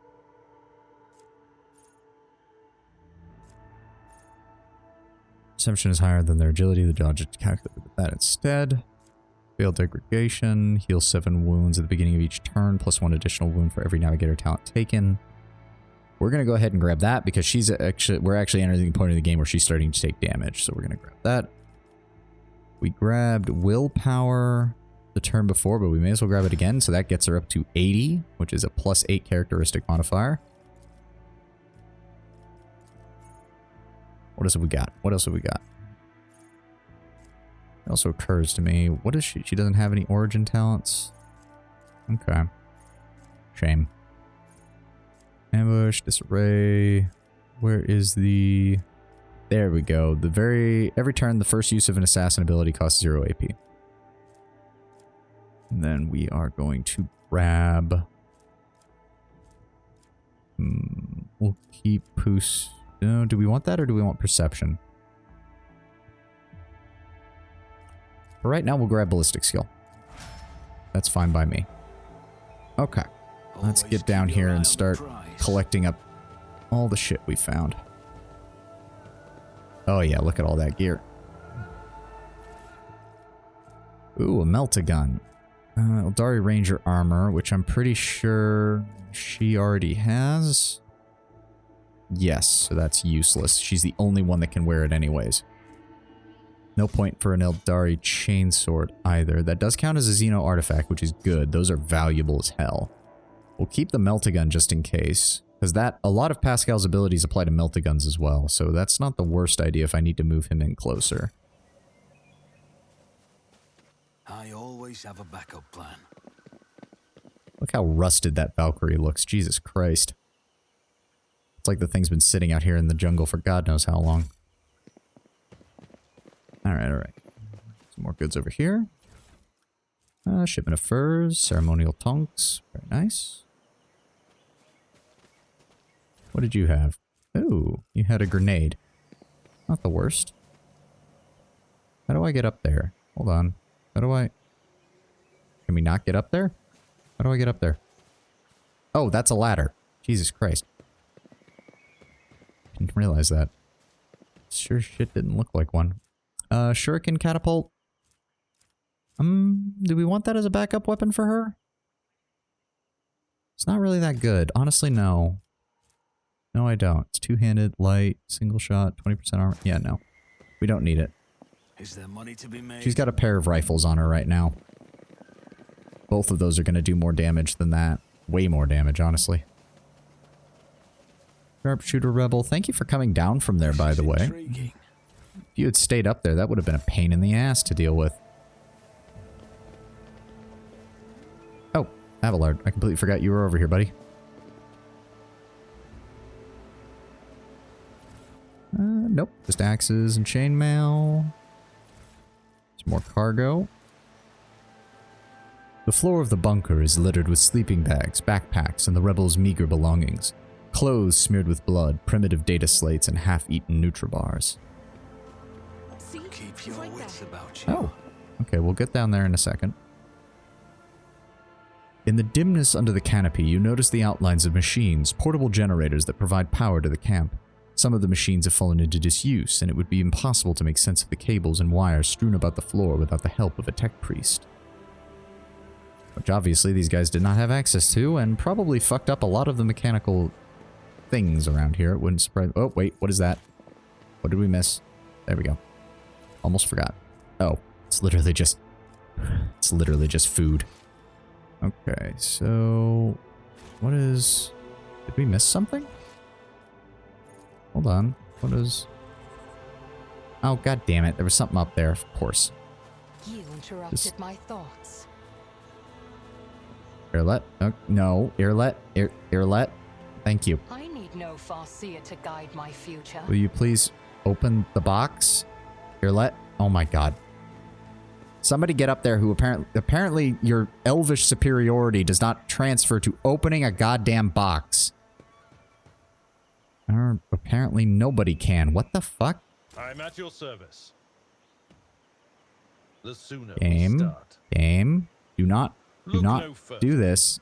Your seneschal is I don't always like it there when I for can't you. access the loot that it says it's there. Don't do this to me. Oh god. It's not going to let me, is it? Nope. There's nothing there that's letting me select it. Oh, that's gonna piss me off. My options open. Well, I certainly hope there was nothing of any value in there. There probably wasn't, but it's still gonna annoy me. Oh. Okay, hold on. That is Lord Xena. Oh, shit. She has 80, so she's probably the highest. Negative 200, I forgot about that. Okay, yes, Your Irlet. attention. I have The fall of Rykard Minoris is a blow to all of the Expanse. I imagine Winterscale will be enraged when he finds out. This statement is false. The specified unit has experienced a long service life and observed many planetary catastrophes. Their statistical significance is negligible on a sectoral scale. The statement is tainted by the emotional burden of grief. Yeah, Pascal, that's exactly why the Imperium's having problems, quite frankly. Oh, it's insignificant on a sectorial scale. It's like, yes, but how many times can you say that before the sector doesn't exist anymore? a trivial task. The ruins form the lines of an ancient Xenos poem that tells of the creation of Lilithon, of turning a lifeless dead world into a blooming garden. We do need to go there. We actually, honestly, hold on. We're gonna double back across this way first. And see what connects this. Okay. Argenta, please disarm the landmine. Thank God I have that setting on that pauses the game when we... We should deal with this. Oh, Jesus. Apparently they triggered everything over here. Oh, good. Never doubt me. We get an experience for this? Yeah, we are. The Emperor favors Rise to me the today. top, or get left in the dust. Alright, that was 3 of them. Come on, pop it I better open. myself through my service. Pascal, get up here. Crack this safe open for me. Successful. Oh, increase the wearer's agility by 5 and athletics by 10. That's not bad at all. Can we put those on her, or is that yet another thing that she can't wear? No, she can wear that. Good. Give her some additional agility. Very nice. Should I go back up there? I think I should go back up there. I wasn't aware that that was even an option. I always have a backup plan. Did we? Yeah, we picked up everything over there. Compared to naval service, that was barely a challenge. Well, thank you for that, Abelard. I really should tone down the, them talking when I'm just doing regular shit. Oh, great. Another group. Okay, quick save time. Everybody get ready. There's no cover whatsoever on this side. That's unfortunate. Let's not waste time with pleasantries. Okay, hold I align on. my path with yours. For Here, now. let's set up there. Lazy handle sacred technology breaks my heart. I have a nose for profit. The Emperor sets my path. I'm at your service. Abelard, go on this side if you would please. They fear Cassius, to stick look near at me here. because of my appearance. I fear to look at them because of I their- know how to take risks. Speak, Okay. Elantark. Illet. They have melee weapons. He has a melee weapon. He has a melee weapon. That one, and that one do not. Shoot that one then. Thank you. Oh, you gotta be kidding me. Oh, and he disappeared. So, okay, so I can't even stop him from doing that. Unfortunate. Cassius, set up here, please. Pascal. Oh, there's really not much cover here. Pascal, set up there. Here, let. Here.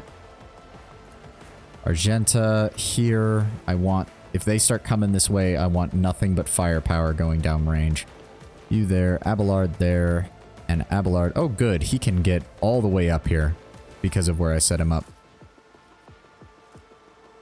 He's in cover. He's in cover. He's not in cover.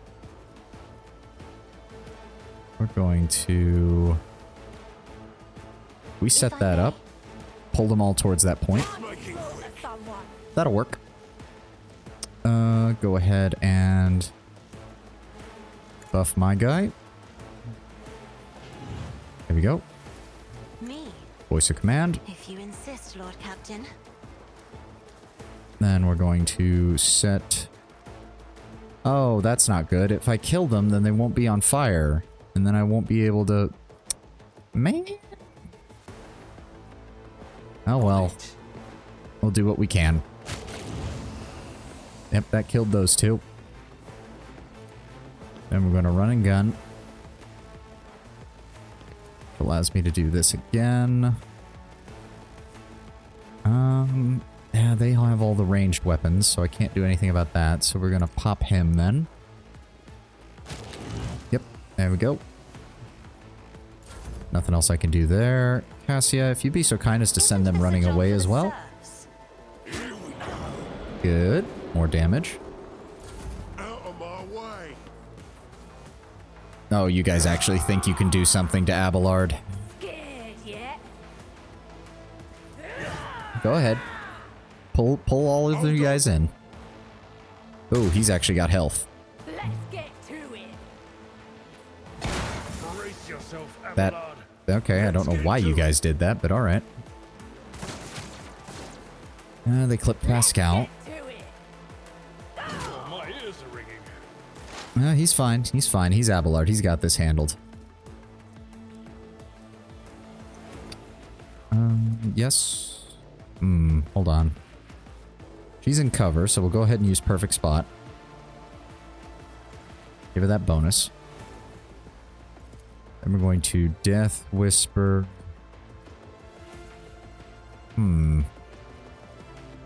Guess maybe I need to precise attack as well. I want this guy to die. There we go. 95%. Pop. Then we've got this. 95%. Much better. And nothing else we can do? Nothing else we can do, I don't think. I will... Those both have ranged weapons, so... I don't want to sit behind that. We'll go over this way. Alright, Arlette. Keep me covered from there. Can't do anything with him, can't do anything with him. End turn. If I do this... Really? She can't see either of them from there. I guess we'll do it from here.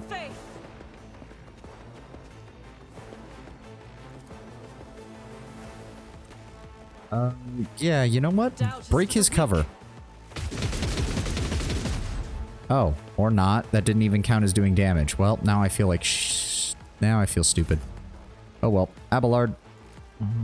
You... That'll hit all of them? That'll hit all of them. Sucks to be you guys. And then we will use his charge to get him closer up here. And then go ahead and pop that for the bonus wounds. And nothing else. Oh, Pascal, it's a bit of a rarity. Usually you do a lot more. But not today, I guess. We're going to run you around this way.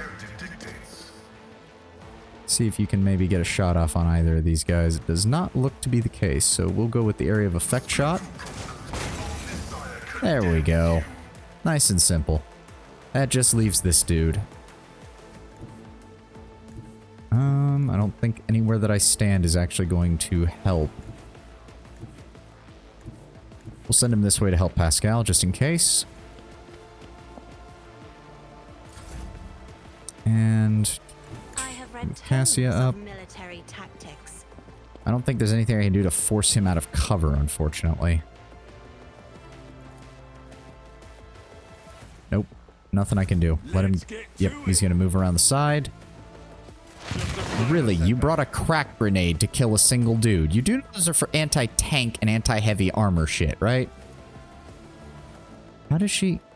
How the fuck does she not have... How does she not have visual... Okay, fine. How do you have visual from here, but not here? 86%. We're gonna go ahead and pop this. There we go. I will not. Wait, what? Second hand. What the hell is it? I don't know. Whatever. Shoot him. There we go. 20 damage. And then we're going to shoot him with an actual shot. Good shot, direct damage. Then slip around this side to make sure you've got cover between them. There we go. This battlefield in righteous fury. Faith without deeds is Give me rapid fire. Fill him full of holes, Argenta.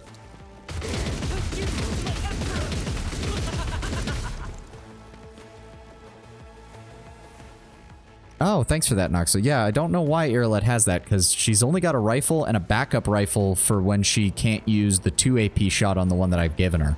So I don't know why it's doing that, but I mean, if that's the worst bug I encounter in a game like this, I'll be happy.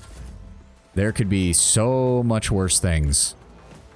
Like not being able to access that loot box back there. That's a very bad thing. That's going to bug me for a while. Oh, I think that was it. Yeah, there we go. Nothing of value. Oh, hunting rifle. 16 to 24 with an additional hit chance of 40.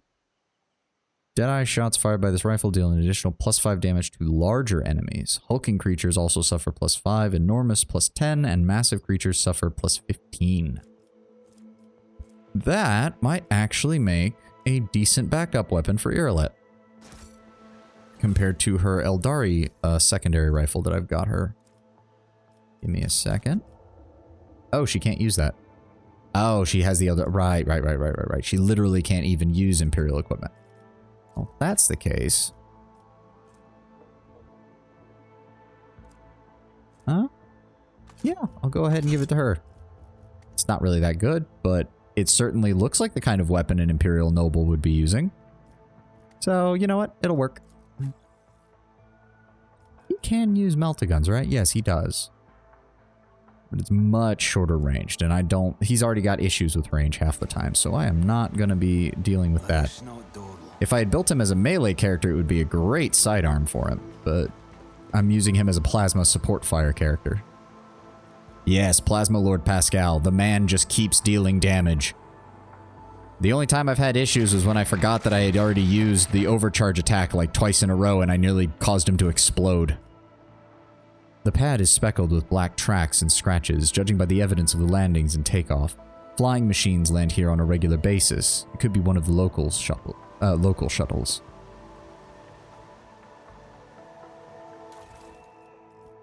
Yeah. Because one of his, what is it, not archetype, one of his origin abilities, because he's a tech priest, is like every time you fire the plasma weapon, he gets +5 damage, and as long as you keep firing each turn, he gets an additional +5 damage. He can very rapidly go out of control. As long as you keep him firing. Ooh, Lord Xenos. For a simple monkey?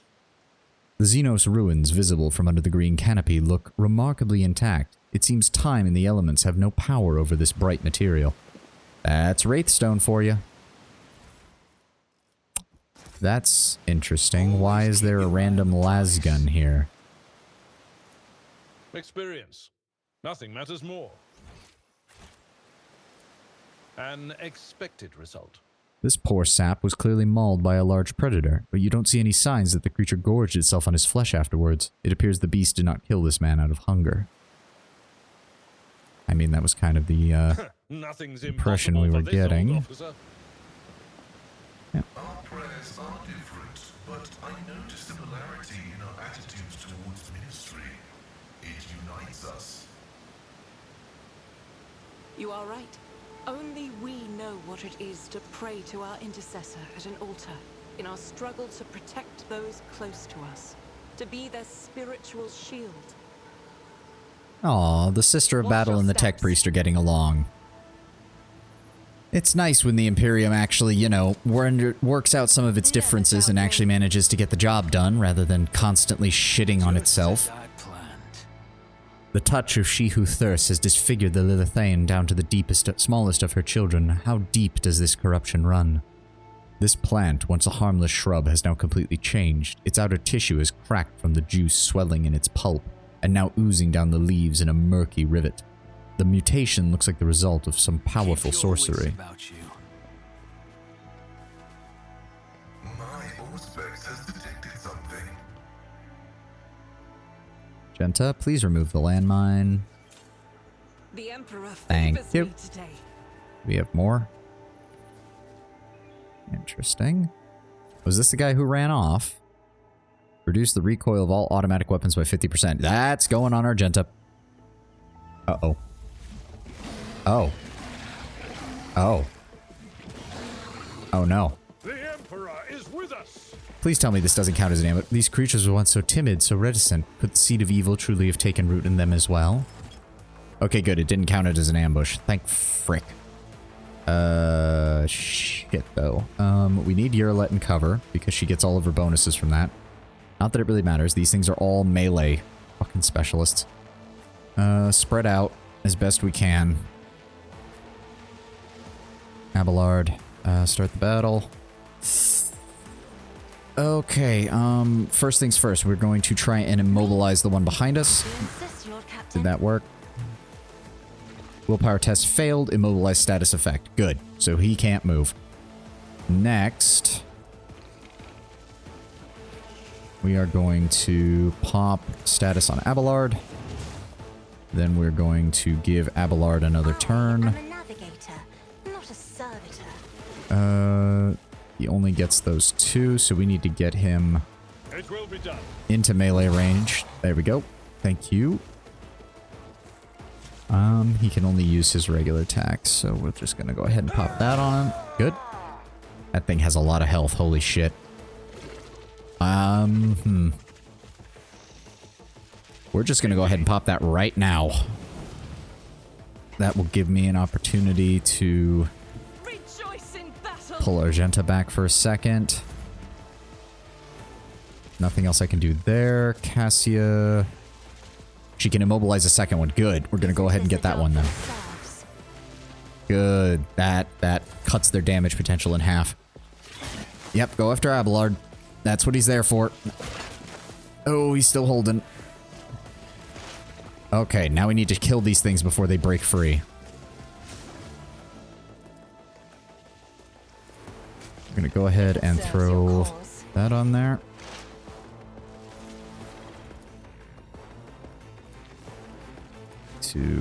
Yeah, it's weird that that shows up. I don't know why it is. So we're gonna do that one first. That was not much damage, but that's fine. Then we're going to do a Deadeye. This tedium is beneath me. Good damage. I don't think she can do anything else. Pascal, if you would please also throw it on that one. Vaporize. Maybe. Oh, so close. So very... Oh, wait. Okay, so we're going to hunt down the prey first. Mark it. And then we're going to claim the bounty. Good job, Pascal. Very nice. None of the rest of these are going to help. So our next playing we're going to mark is him. And end turn. Argenta, if you would be so kind as to step back out this way. Got a decent chance of shooting him, decent chance of shooting him. We are going to controlled shot. Rapid fire.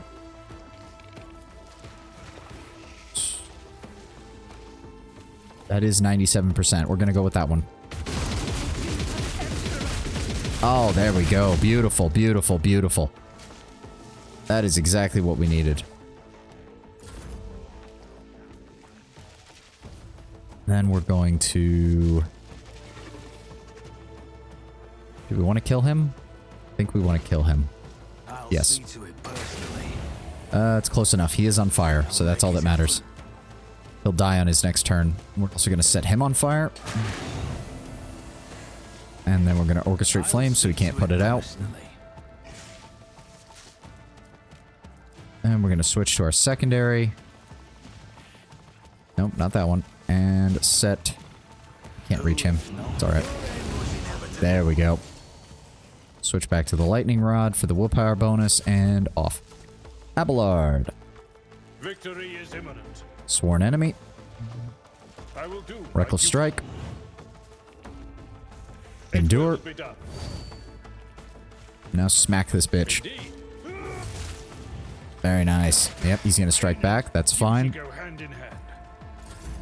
It's perfectly fine. He's still on fire. Gonna go ahead and give Pascal another turn. Thank you, Cassia. Captain. Pop, pop. Oh, come on. Whatever. Just hit him again. There we go. And we're gonna throw on Analyze Enemy to give more bonuses against him.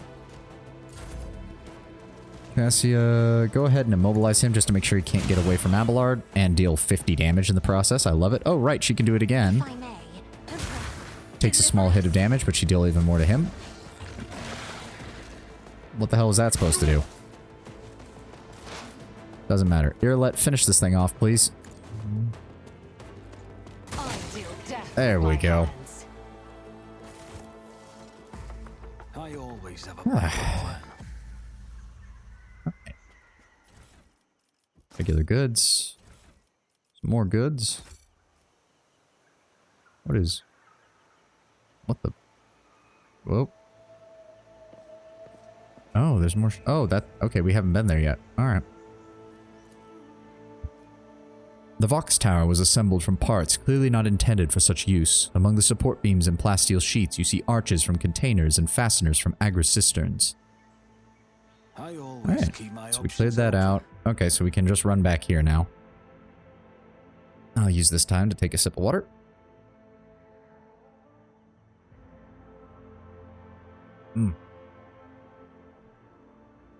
Yep, and then we'll jump back down and continue on our way. Compared to naval service, that was barely a challenge. Okay, I want to try one more time. I want to try one more time. Please let me get this box. Please let me get this box, game. You can't do this to me. Let us not dawn You can't do this to me. You can't do this to me. Come on. Something. And weigh every step. Sometimes, though, you just fire your biggest cannon and save the day. My inner loot goblin is screaming at me. I can't do this. Don't. Okay, we're leaving it, or I'm just gonna stand here and be annoyed the entire time. Come on, everybody, get over here. Come on, everybody. What you waiting on? Thank you.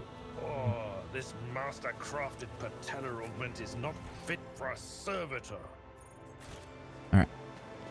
Sharpshooter Rebel. No, we got him. We did this one? Yes, we did this Keep one. a sharp eye. Ah, another trap. Go ahead. Irleth. My success was Ilia? inevitable. Irlet. Yeah. I see an athletics check. I see a warp check. How did the Eldar miss this kind of shit? Like, how do you miss that this is happening right underneath your feet? Like, I get why the humans miss it, because Imperial humans are dumb. The people from these kind of worlds can be absolute, just completely freaking stupid. But for God's sakes, Irlet, your people should have seen this coming. Could be an opportunity. Alright, pop that open. Duty prevails. Thank you, Argenta. Oh, Civitas pattern autogun. Not that good, but I'll hold on to it for a bit. Crack grenade. Oh, hello.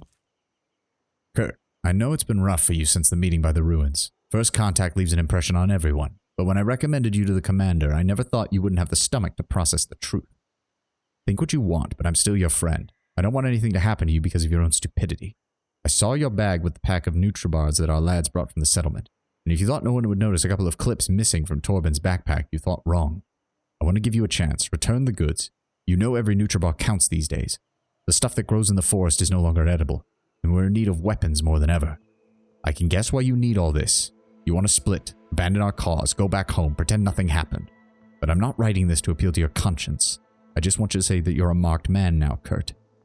After meeting the higher-ups, cutting and running is the worst thing you can try to do. They're watching those who've seen them. They won't let you leave. Let's talk. Just talk, you and me, in private. Let me know when you're in camp. Yeah, something tells me that didn't go very well for anyone involved. Rise to the top or get left Nothing's in the impossible dust. for this old officer. Drop us back down.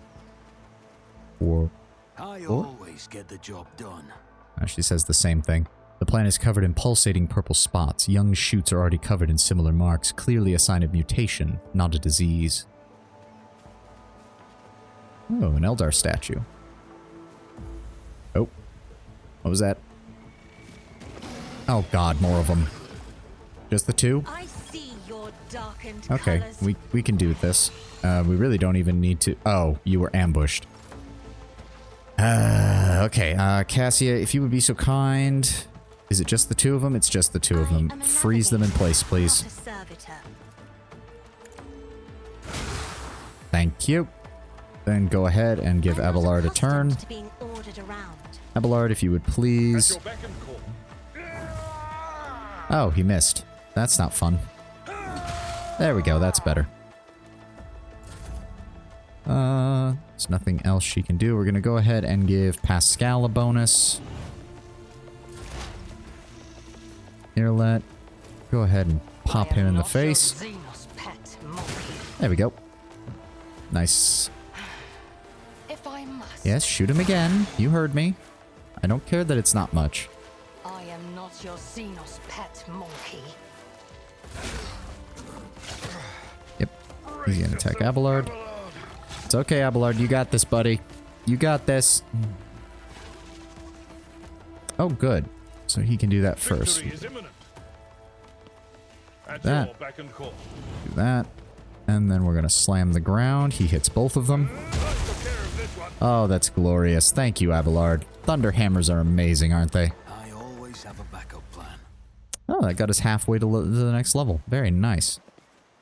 Well, between that and the other encounter. Ooh. Grant me the wisdom to Over there. How many of these we got? 2? I better myself through my service. Never doubt me. Got here. I'll learn from this mistake. Oh, wait, failed? Why was he the one doing it? I will lead us to What is it? Irlet is the one that has... What the hell? Oh, that's bullshit. Why did my character do it? My character doesn't even have good lore Xenos. He's got 35. Irlet has 80. Why did the game tell me to use my character for that? keep your wits about you. Alright, well, I'll read it anyways. The massive statue knocked over by an unknown force sometime in the distant past has almost disappeared under the green canopy of the jungle. I've read about this. A giant ravenous creature whose hide is pierced with spikes and spines. The skin around the growth is inflamed as if the protuberance has appeared recently, causing the creature pain.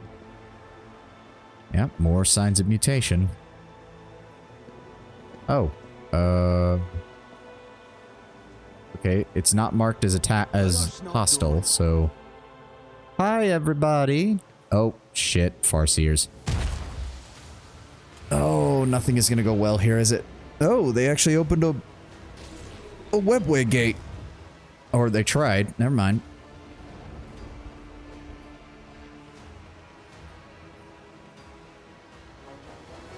Sup, guys? Hello? Was it supposed to do this? Game? Okay, back to the... That was weird. Alright. The tall being in a fine long garment turns to you, their face hidden behind the blank visor of their helmet. When they begin to speak, even from a distance, you feel the air around the figure go cold. Monkai, you should not be here. Irlet strides forward, her eyes flashing. Muran, I am calling you to account. You said that the great danger threatening Lilithan lurked in the heart of the Monkai, in greed and ignorance. And all the while another enemy was looming over this world. An enemy whose tracks you should have seen in things to come. Sailan Thresh. She who thirsts threatens this world, and you hid it from us. Answer me. Did you or did you not behold our greatest foe in the Lilithan's future? Did you lie to me? After Irlet's words, the two tall Eldari behind Muran start moving. One looks around at the leader, while the other lets out a cry muffled behind his visor. The rebels beside you cringe as though the Eldari's speech causes them pain. He strains to say something, but Muran makes an imperious gesture, and the soldier meekly straightens up and salutes, staring at the Xenos with slavish devotion. The robed figure inclines their head. and then they begin to speak.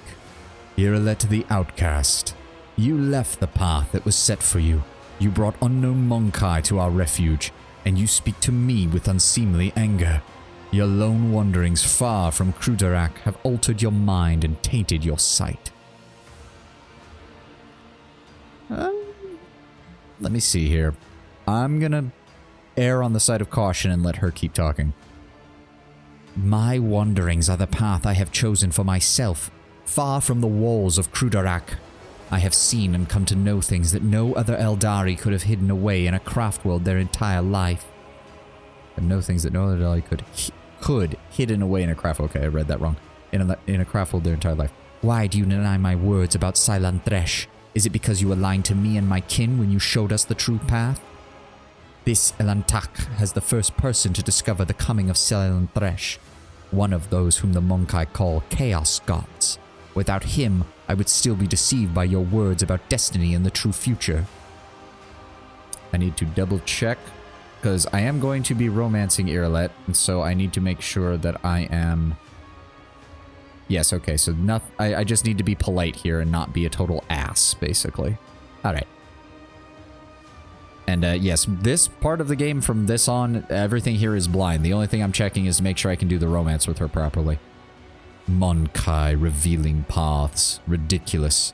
Monkai bring pain and strife. In our time and for all time. How can you trust a Monkai after what we taught you? After hearing the sorrowful song of the dying world? Moran turns his head towards you. It was not chance that brought Krudarak down. Monkai destroyed our ancient home, stripped us of our defenses, doomed us to wander amidst the cold stars. The colors of the Xenos are painful to behold, but there is just as much pain in their hearts. Or could it be fear? Despair? I cannot tell. The hues are too strange. Cassia flinches, and a trickle of blood begins running down her cheek.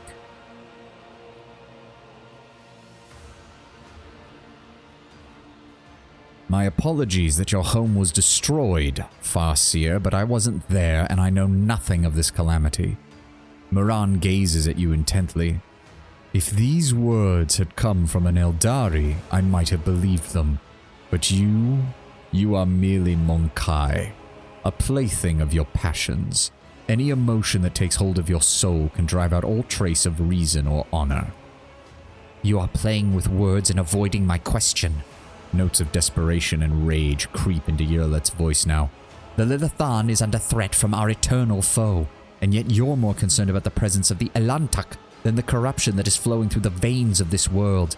Did you ever consider what your war might simply be hastening Seilan Thresh's triumph? Perhaps the ruler's servants, in their effort to protect her, will result to more and more instruments of corruption. Moran leans down over Iralet, his tone menacing. You left Krudarak in our darkest hour to gratify your own ego. You came to us on Lilithan, and I accepted you as one of our own. I gave you a real purpose, Iralet the Outcast. You dare to insult me, a Farseer? It was a mistake to let you into our circle. You have turned our efforts to survive to dust with your own hands. I am a child of Asurian, Moran, not a plaything in the cold hands of fate, which you claim to speak through your mouth. My choice of path is no worse than yours or any Eldari, and my path calls me to fight our true enemies, not eradicate the Monkai. If it comes to it, I will stand with them, for this Elantak can see what you are blind to, Farseer. Iralet's eyes are alight with fury. She pointedly lays her hand upon her weapon, looking away from the Farseer.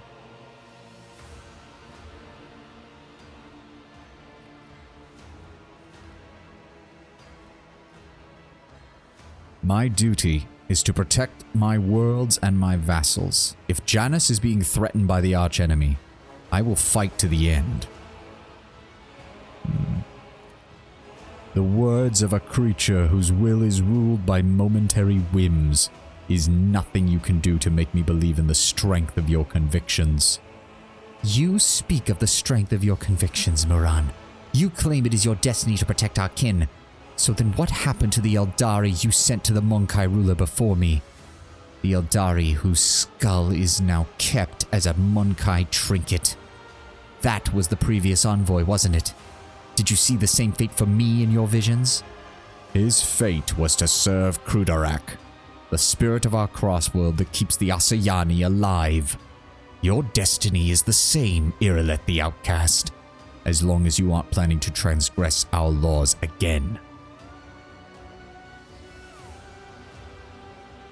If this world is truly in danger of the archenemy as you say, then there is no point in us wasting time fighting one another. We have a common enemy. The name of that danger is the Monkai, and I will see to it that the Lilithan is purged of those defiling her face. Then again, there is one way to prove to me that the Monkai truly do care about the well-being of their captured world. Eliminate the ruler of the Monkai sojourning on the Lilithan, and relinquish the governing of this world to me and my kin. The Lilithan will stand at surety for our agreement, as will your compatriots who live on it, and the profit that you will gain by tilling the Maiden World. Our human aid will replace the leaders of the Monkai. We will be the ones who govern the Lilithan from the shadows. And where's my guarantee that the planet and its inhabitants will be safe, and that chaos will be dealt with? You have the word of a child of Asurian who venerates life more than any of your kind. What's more, Monkai, I have not the slightest desire to inflict harm upon the Lilithan, the land of our Eldari ancestors. Moran says nothing for a few moments, then adds mockingly, I suppose my demands can be considered a gift for the likes of you. You could not wish for anything better than Eldari stewards to rule over Monkai without bloodshed.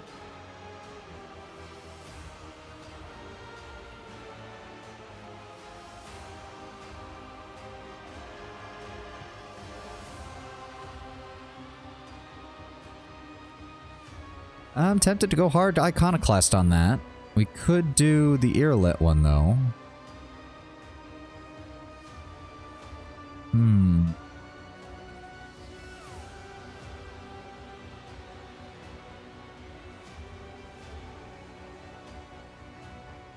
I have a counter-proposal for you, Farseer. I shall grant my formal protection to this alliance between yours and the representatives of humanity. Together, we shall destroy Vistenza and her associates, and then together, we will both flourish on Janus, with my official protection. The statement predicting future success is fallacious. Security dogmas are based on extensive statistical data on confrontations with Xeno races. There have been 0 cases of successful coexistence. Moran stares at you for several seconds before at last speaking. An alliance. That is how you interpreted what I said. Then again, if you prefer that word, fine. Let us call it an alliance. We shall protect the Lilithan, but we will do so without violence. We will work for the interest of our race and our world through trusted Monkai. We shall remain in the forest shadows. This will be safer for all. If the Lilithan remains in our charge, I am willing to come to an agreement. We will not lose another kinsman, and we will not be able to tend to this world which has suffered so many years under humanity's yoke. As regards the ruling Monkai, Moran makes a strange gesture and the Eldar behind him take off running into the forest. We will aid you. The rebels nod in satisfaction. That's good. That's good. Our commanders should stay in charge. They'll know what to do. They know what's best. What pleases the God Emperor. He speaks the last words in a barely audible whisper, wincing as if in pain from a splitting headache. Irilet gives you a long, studying look. I mean, it is Pascal. He's probably of very much the opinion of this is not going to work, but hey, if it blows up in your face, it's not my fault. Wait, Elantak. Before you leave these forests forever, take me with you. To the distant suns. To the tale of the children of Asuyan on the Lilithan is coming to an end. But somewhere out there, among the cold stars of the cosmos that your kind calls the Expanse, there are others. Deprived of home. Lost. suffering. Irilette shuts her eyes and grief twists her finely sculpted features. We can aid one another, Elantak. I ask you to be my wings and I your wounding spear, and your voice of reason should you encounter more of my kin. If that is still not enough, Irilette thinks for a moment and continues carefully. I promise you a wondrous reward, Elantak. The treasures of my world hidden in the vastness of space in exchange for the rescue of my kin, should you remain true to your word and not remove yourself from our covenant.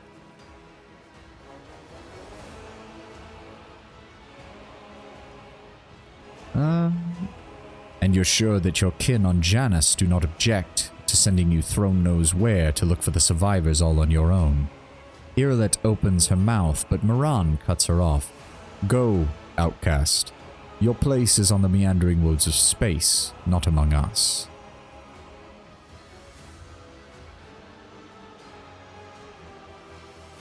I will admit, you do not lack for boldness, Irilette. Even your request is worded not as a plea, but a treaty. I like it. We have a deal.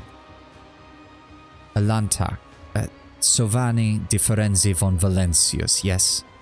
I am tired of titles and designations, my own and others. Since your path lies beyond the limits of the Lelethan, I will go with you to search for others of my kind scattered among the stars. Perhaps they will greet me more warmly than this brood. And remember your promise, Elantak. When we leave Lelethan, it will be to go to the distant stars. Moran saw them in his visions and they sang mournful songs about the fate of my people. And I will fight beside you until the song of the stars turns into a funeral lament. Well, holy shit. We managed to diffuse that entire situation. I was honestly shocked about that. I was very much convinced we were going to have to kill them. Till the end of the life of the one who tamed the Lelethan with corruption, we have nothing to discuss. Fair enough. Hope you don't mind. I'm just going to take a look around and see if there's anything I can find. The mythical gate to the Webway, as far as you know, the only method of entering the mysterious dimension created by the long-forgotten races of old. Yep. Oh, I do love how they've really just made a one-to-one scale comparison of the actual model that Games Workshop used to do for the Wraith, the Webway gates. Can we talk to the Guardians? To guard the Lelethan is my ancestor. Yeah, they probably just say that. Oh, there's more stuff over here. Ooh, that's a 51%. I guide humanity between the stars. Wish I could do that just to give a bonus when I'm out here doing these checks. Success is the only outcome I accept. Oh, sweet. The giant stone hand covered in ancient runes clearly radiates with warp energy. Faint, but strong enough to make the skin on your face tingle. What else is over here? Oh, there's stuff over here. And there's some stuff up here. Oh, hi guys. Grenadier. Yeah, that would have been annoying to deal with. I don't really care about a machine pistol. I really don't. Nobody in my group uses it. All right, let's go. It's time to go deal with the governor. I'm sure everything will be perfectly fine, and she'll be more than willing to show us exactly what she's been doing this whole time. Right, guys? Right? There's no way anything could go wrong. Oh, we're back on the ship. Oh, okay. That's weird. What is that? Oh, that's the rebel base. Yeah, we'll stick with the setup. I still like the setup. The only one I'd really consider popping in would be Heinrichs for somebody, but I'm not sure who.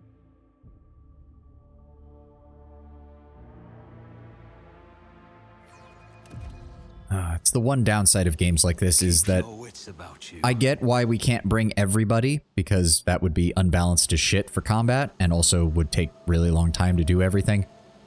But I wish I could hear everybody's dialogue in regards to things. Like, you just know that Heinrichs is going to have some dialogue from us doing all of this, and he's going to have some dialogue for us just for all the shit we're about to deal with the governor. Do you have anything else to say, Attilas? Nope. Nothing I care about. We'll check in with the tech priest as well, and then we will head into the governor's mansion. Oh god, where am I? Turn the camera around. There we go. Let's check in with Tech Priest real fast. If he's still... He is not over here. Oh, dear. I don't like the sound of that. Okay. Oh, right. I was going to... Right, I completely forgot we picked that up. Yeah, we want that. That cuts her recoil in half. Very nice. That should make things a lot better for her. Doing damage later. I don't think there's anything else we want. She doesn't use single target, really, but may as well add that. That's useless to her. No. No. No. None of that's any real good for her. Grenades, med bags, grenades, grenades and med bags. We don't need that. Just throw another flame grenade on there in case we want to use it. You can't use those. Strength and weapon skill, minus 20 willpower. That's worthless for her. Nope. Nope. None of that is of any use. And Irilette has some backup grenades. Okay. Yes, Kato, Argenta is a sister of battle. Did you have a question about her? Or, Always keep your eye on the prize.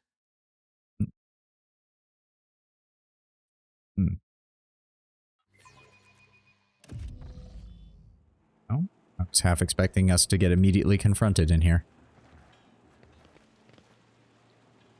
Oh, boy. Yes. Well, yes, Kato, then you're correct. She is a sister of battle. Specifically in the backstory, she is listed as belonging to the Ordos Pronatus, which is basically a subset of the sisters who deal with collecting and protecting holy relics, which is partly to explain why she's operating on her own, because they tend to spread out across the Imperium and pick up and deal with relics individually rather than having large groups of sisters moving around. I guess we're going to confront the governor. Okay, I don't need to watch this scene of us slowly entering the room. I did say before we came in here, so... I have found the rebels' nest, Vistenza. Have you really, your lordship? And what have you learned? Let us not waste meaningless time on chatter, Vistenza. You are a servant of the arch-enemy. What? No. You have woven your web of deceit in vain. You can no longer hide behind the veil of ignorance. Sovani de Firenze has seen the evidence of your deeds, heard the cries of the tormented Lilithan, walked amidst the decay that you have brought to the maiden world. Enough of your lies, chaos wretch. Irilette, Vistenza exclaims breathlessly. How dare you, you filthy vermin! I shall have you flayed for that outburst. Your lordship, what is this? The colors are darting to and fro like startled shadows. The colors know that they are the veil that stands between the soul and the truth. If the veil falls, all will turn red and purple. Even now, I can already see the muted purple seeping through.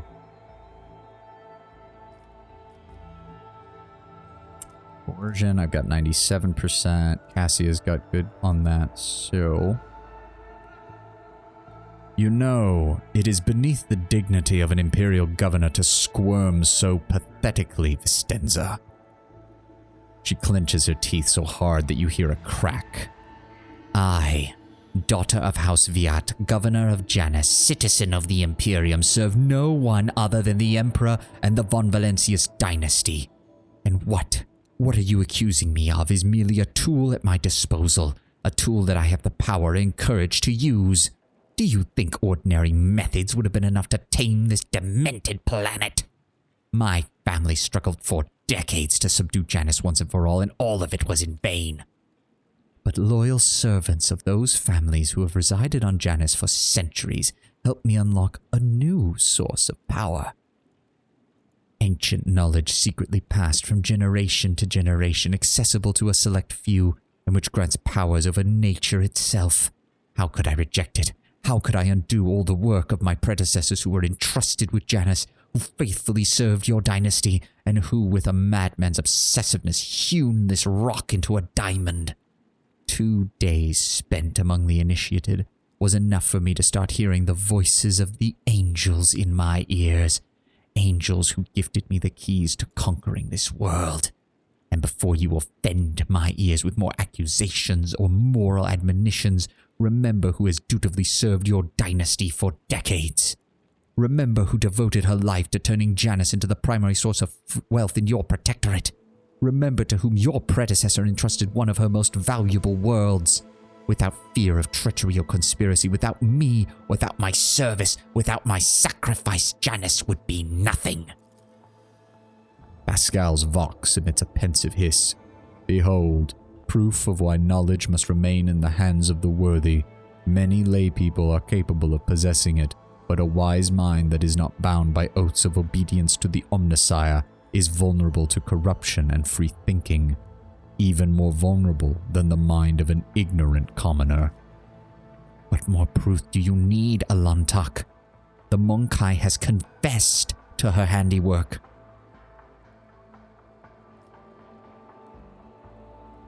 I shall not allow a miscreant like you to continue wreaking evil upon our world. You made a mistake in thinking that anyone would come to your aid on my world. Servants! To me. Well, it's time to kill everybody here. Oh. Okay, you know what? Fair enough. We probably should have seen that coming. She is Imperial nobility after all. We really should have seen this coming. Well, I guess we kill everybody. Thank you, Pascal. Do we have to worry about shit coming in from behind us? Calculations are for commoners. I don't make Ooh, mistakes. what do we want here? Profitable learning experiences. Yep, time to burn the heretics. We really don't need any of the other abilities because we're mainly focusing on using... Ooh. Until end of combat, all burning conditions will deal 2 times Psyker willpower bonus more damage. Every burning creature in combat immediately suffers damage. Or Molten Beam.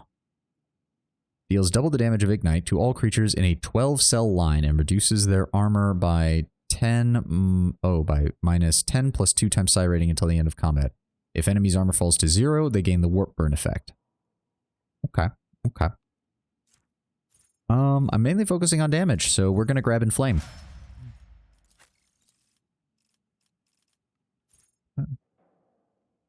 All of Vanguards are with it. That doesn't help me. That doesn't help me at all. That doesn't help me either.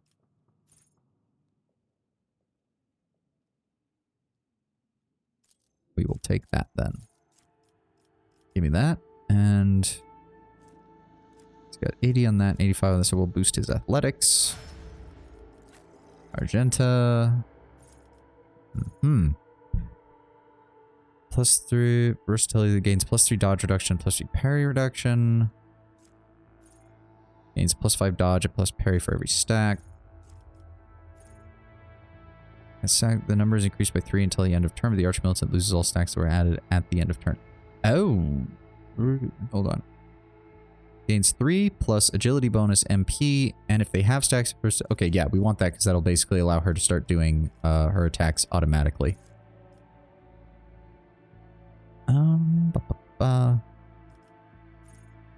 Swift movements might be useful.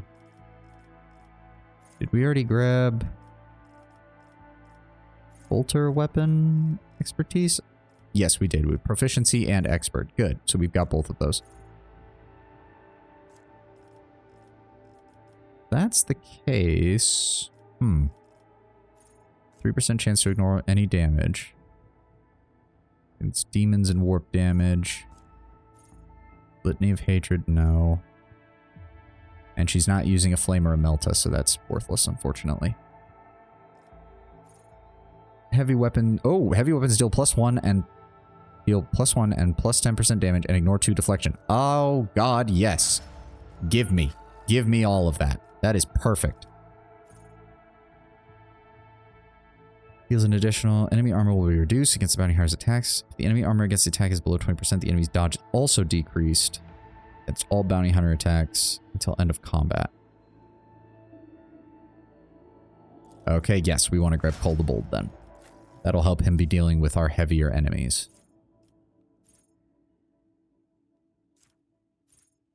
Ooh, deals 3 plus 2 times willpower damage to that in a line and inflicts the soul burn effect. Ooh.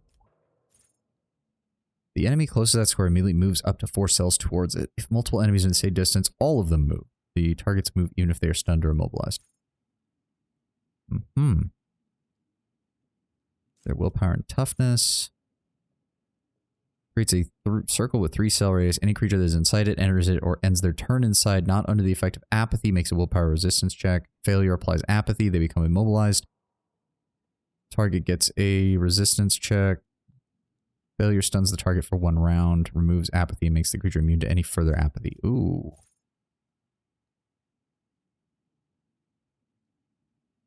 Where they attack their allies. Every time an enemy becomes the target of this navigator power again during the same combat, they gain a stackable plus 20 bonus of willpower against it.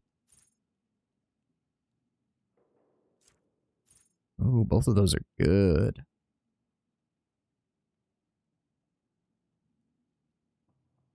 Oh, we want that.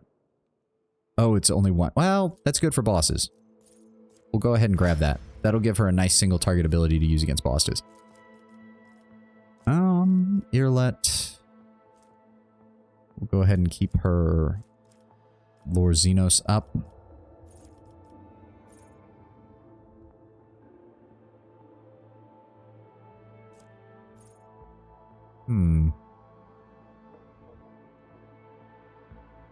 It's a ranged attack. Target is forced to move to the closest cell in 3 cell range with no adjacent cover facing toward the assassin. Okay. Yeah, we'll do that. That can force people out of cover, which we always need. I always keep my options open. So did anybody respond to that out here? No? You guys just... What was that? I didn't receive any... Okay, you know what? You guys just stay here, don't do anything, and I won't have to brutally murder all of you. Sound good? Sounds good. Okay. Oh, shit. What time is it?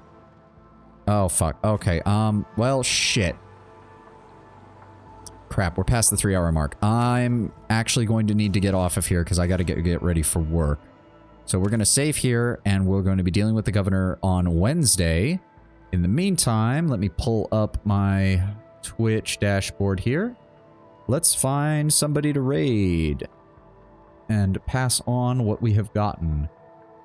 Oh, would you look at that? There is a VTuber doing a Rogue Trader playthrough right now. Let's go ahead and raid them. That sounds good. They've been up for a while. Yeah, let's go ahead and read them. All right, everybody, we're going to be passing it along to Celine Whitetail. Looks to be a deer VTuber. All right, we're going to set up the raid. Thank you all for coming. Thank you all for being part of it today. Thanks again to, Protatorio for everything. For delivering the raid, and to, Lionheart as well for delivering the raid to Protatorio that brought everybody here. I hope you all have a great day.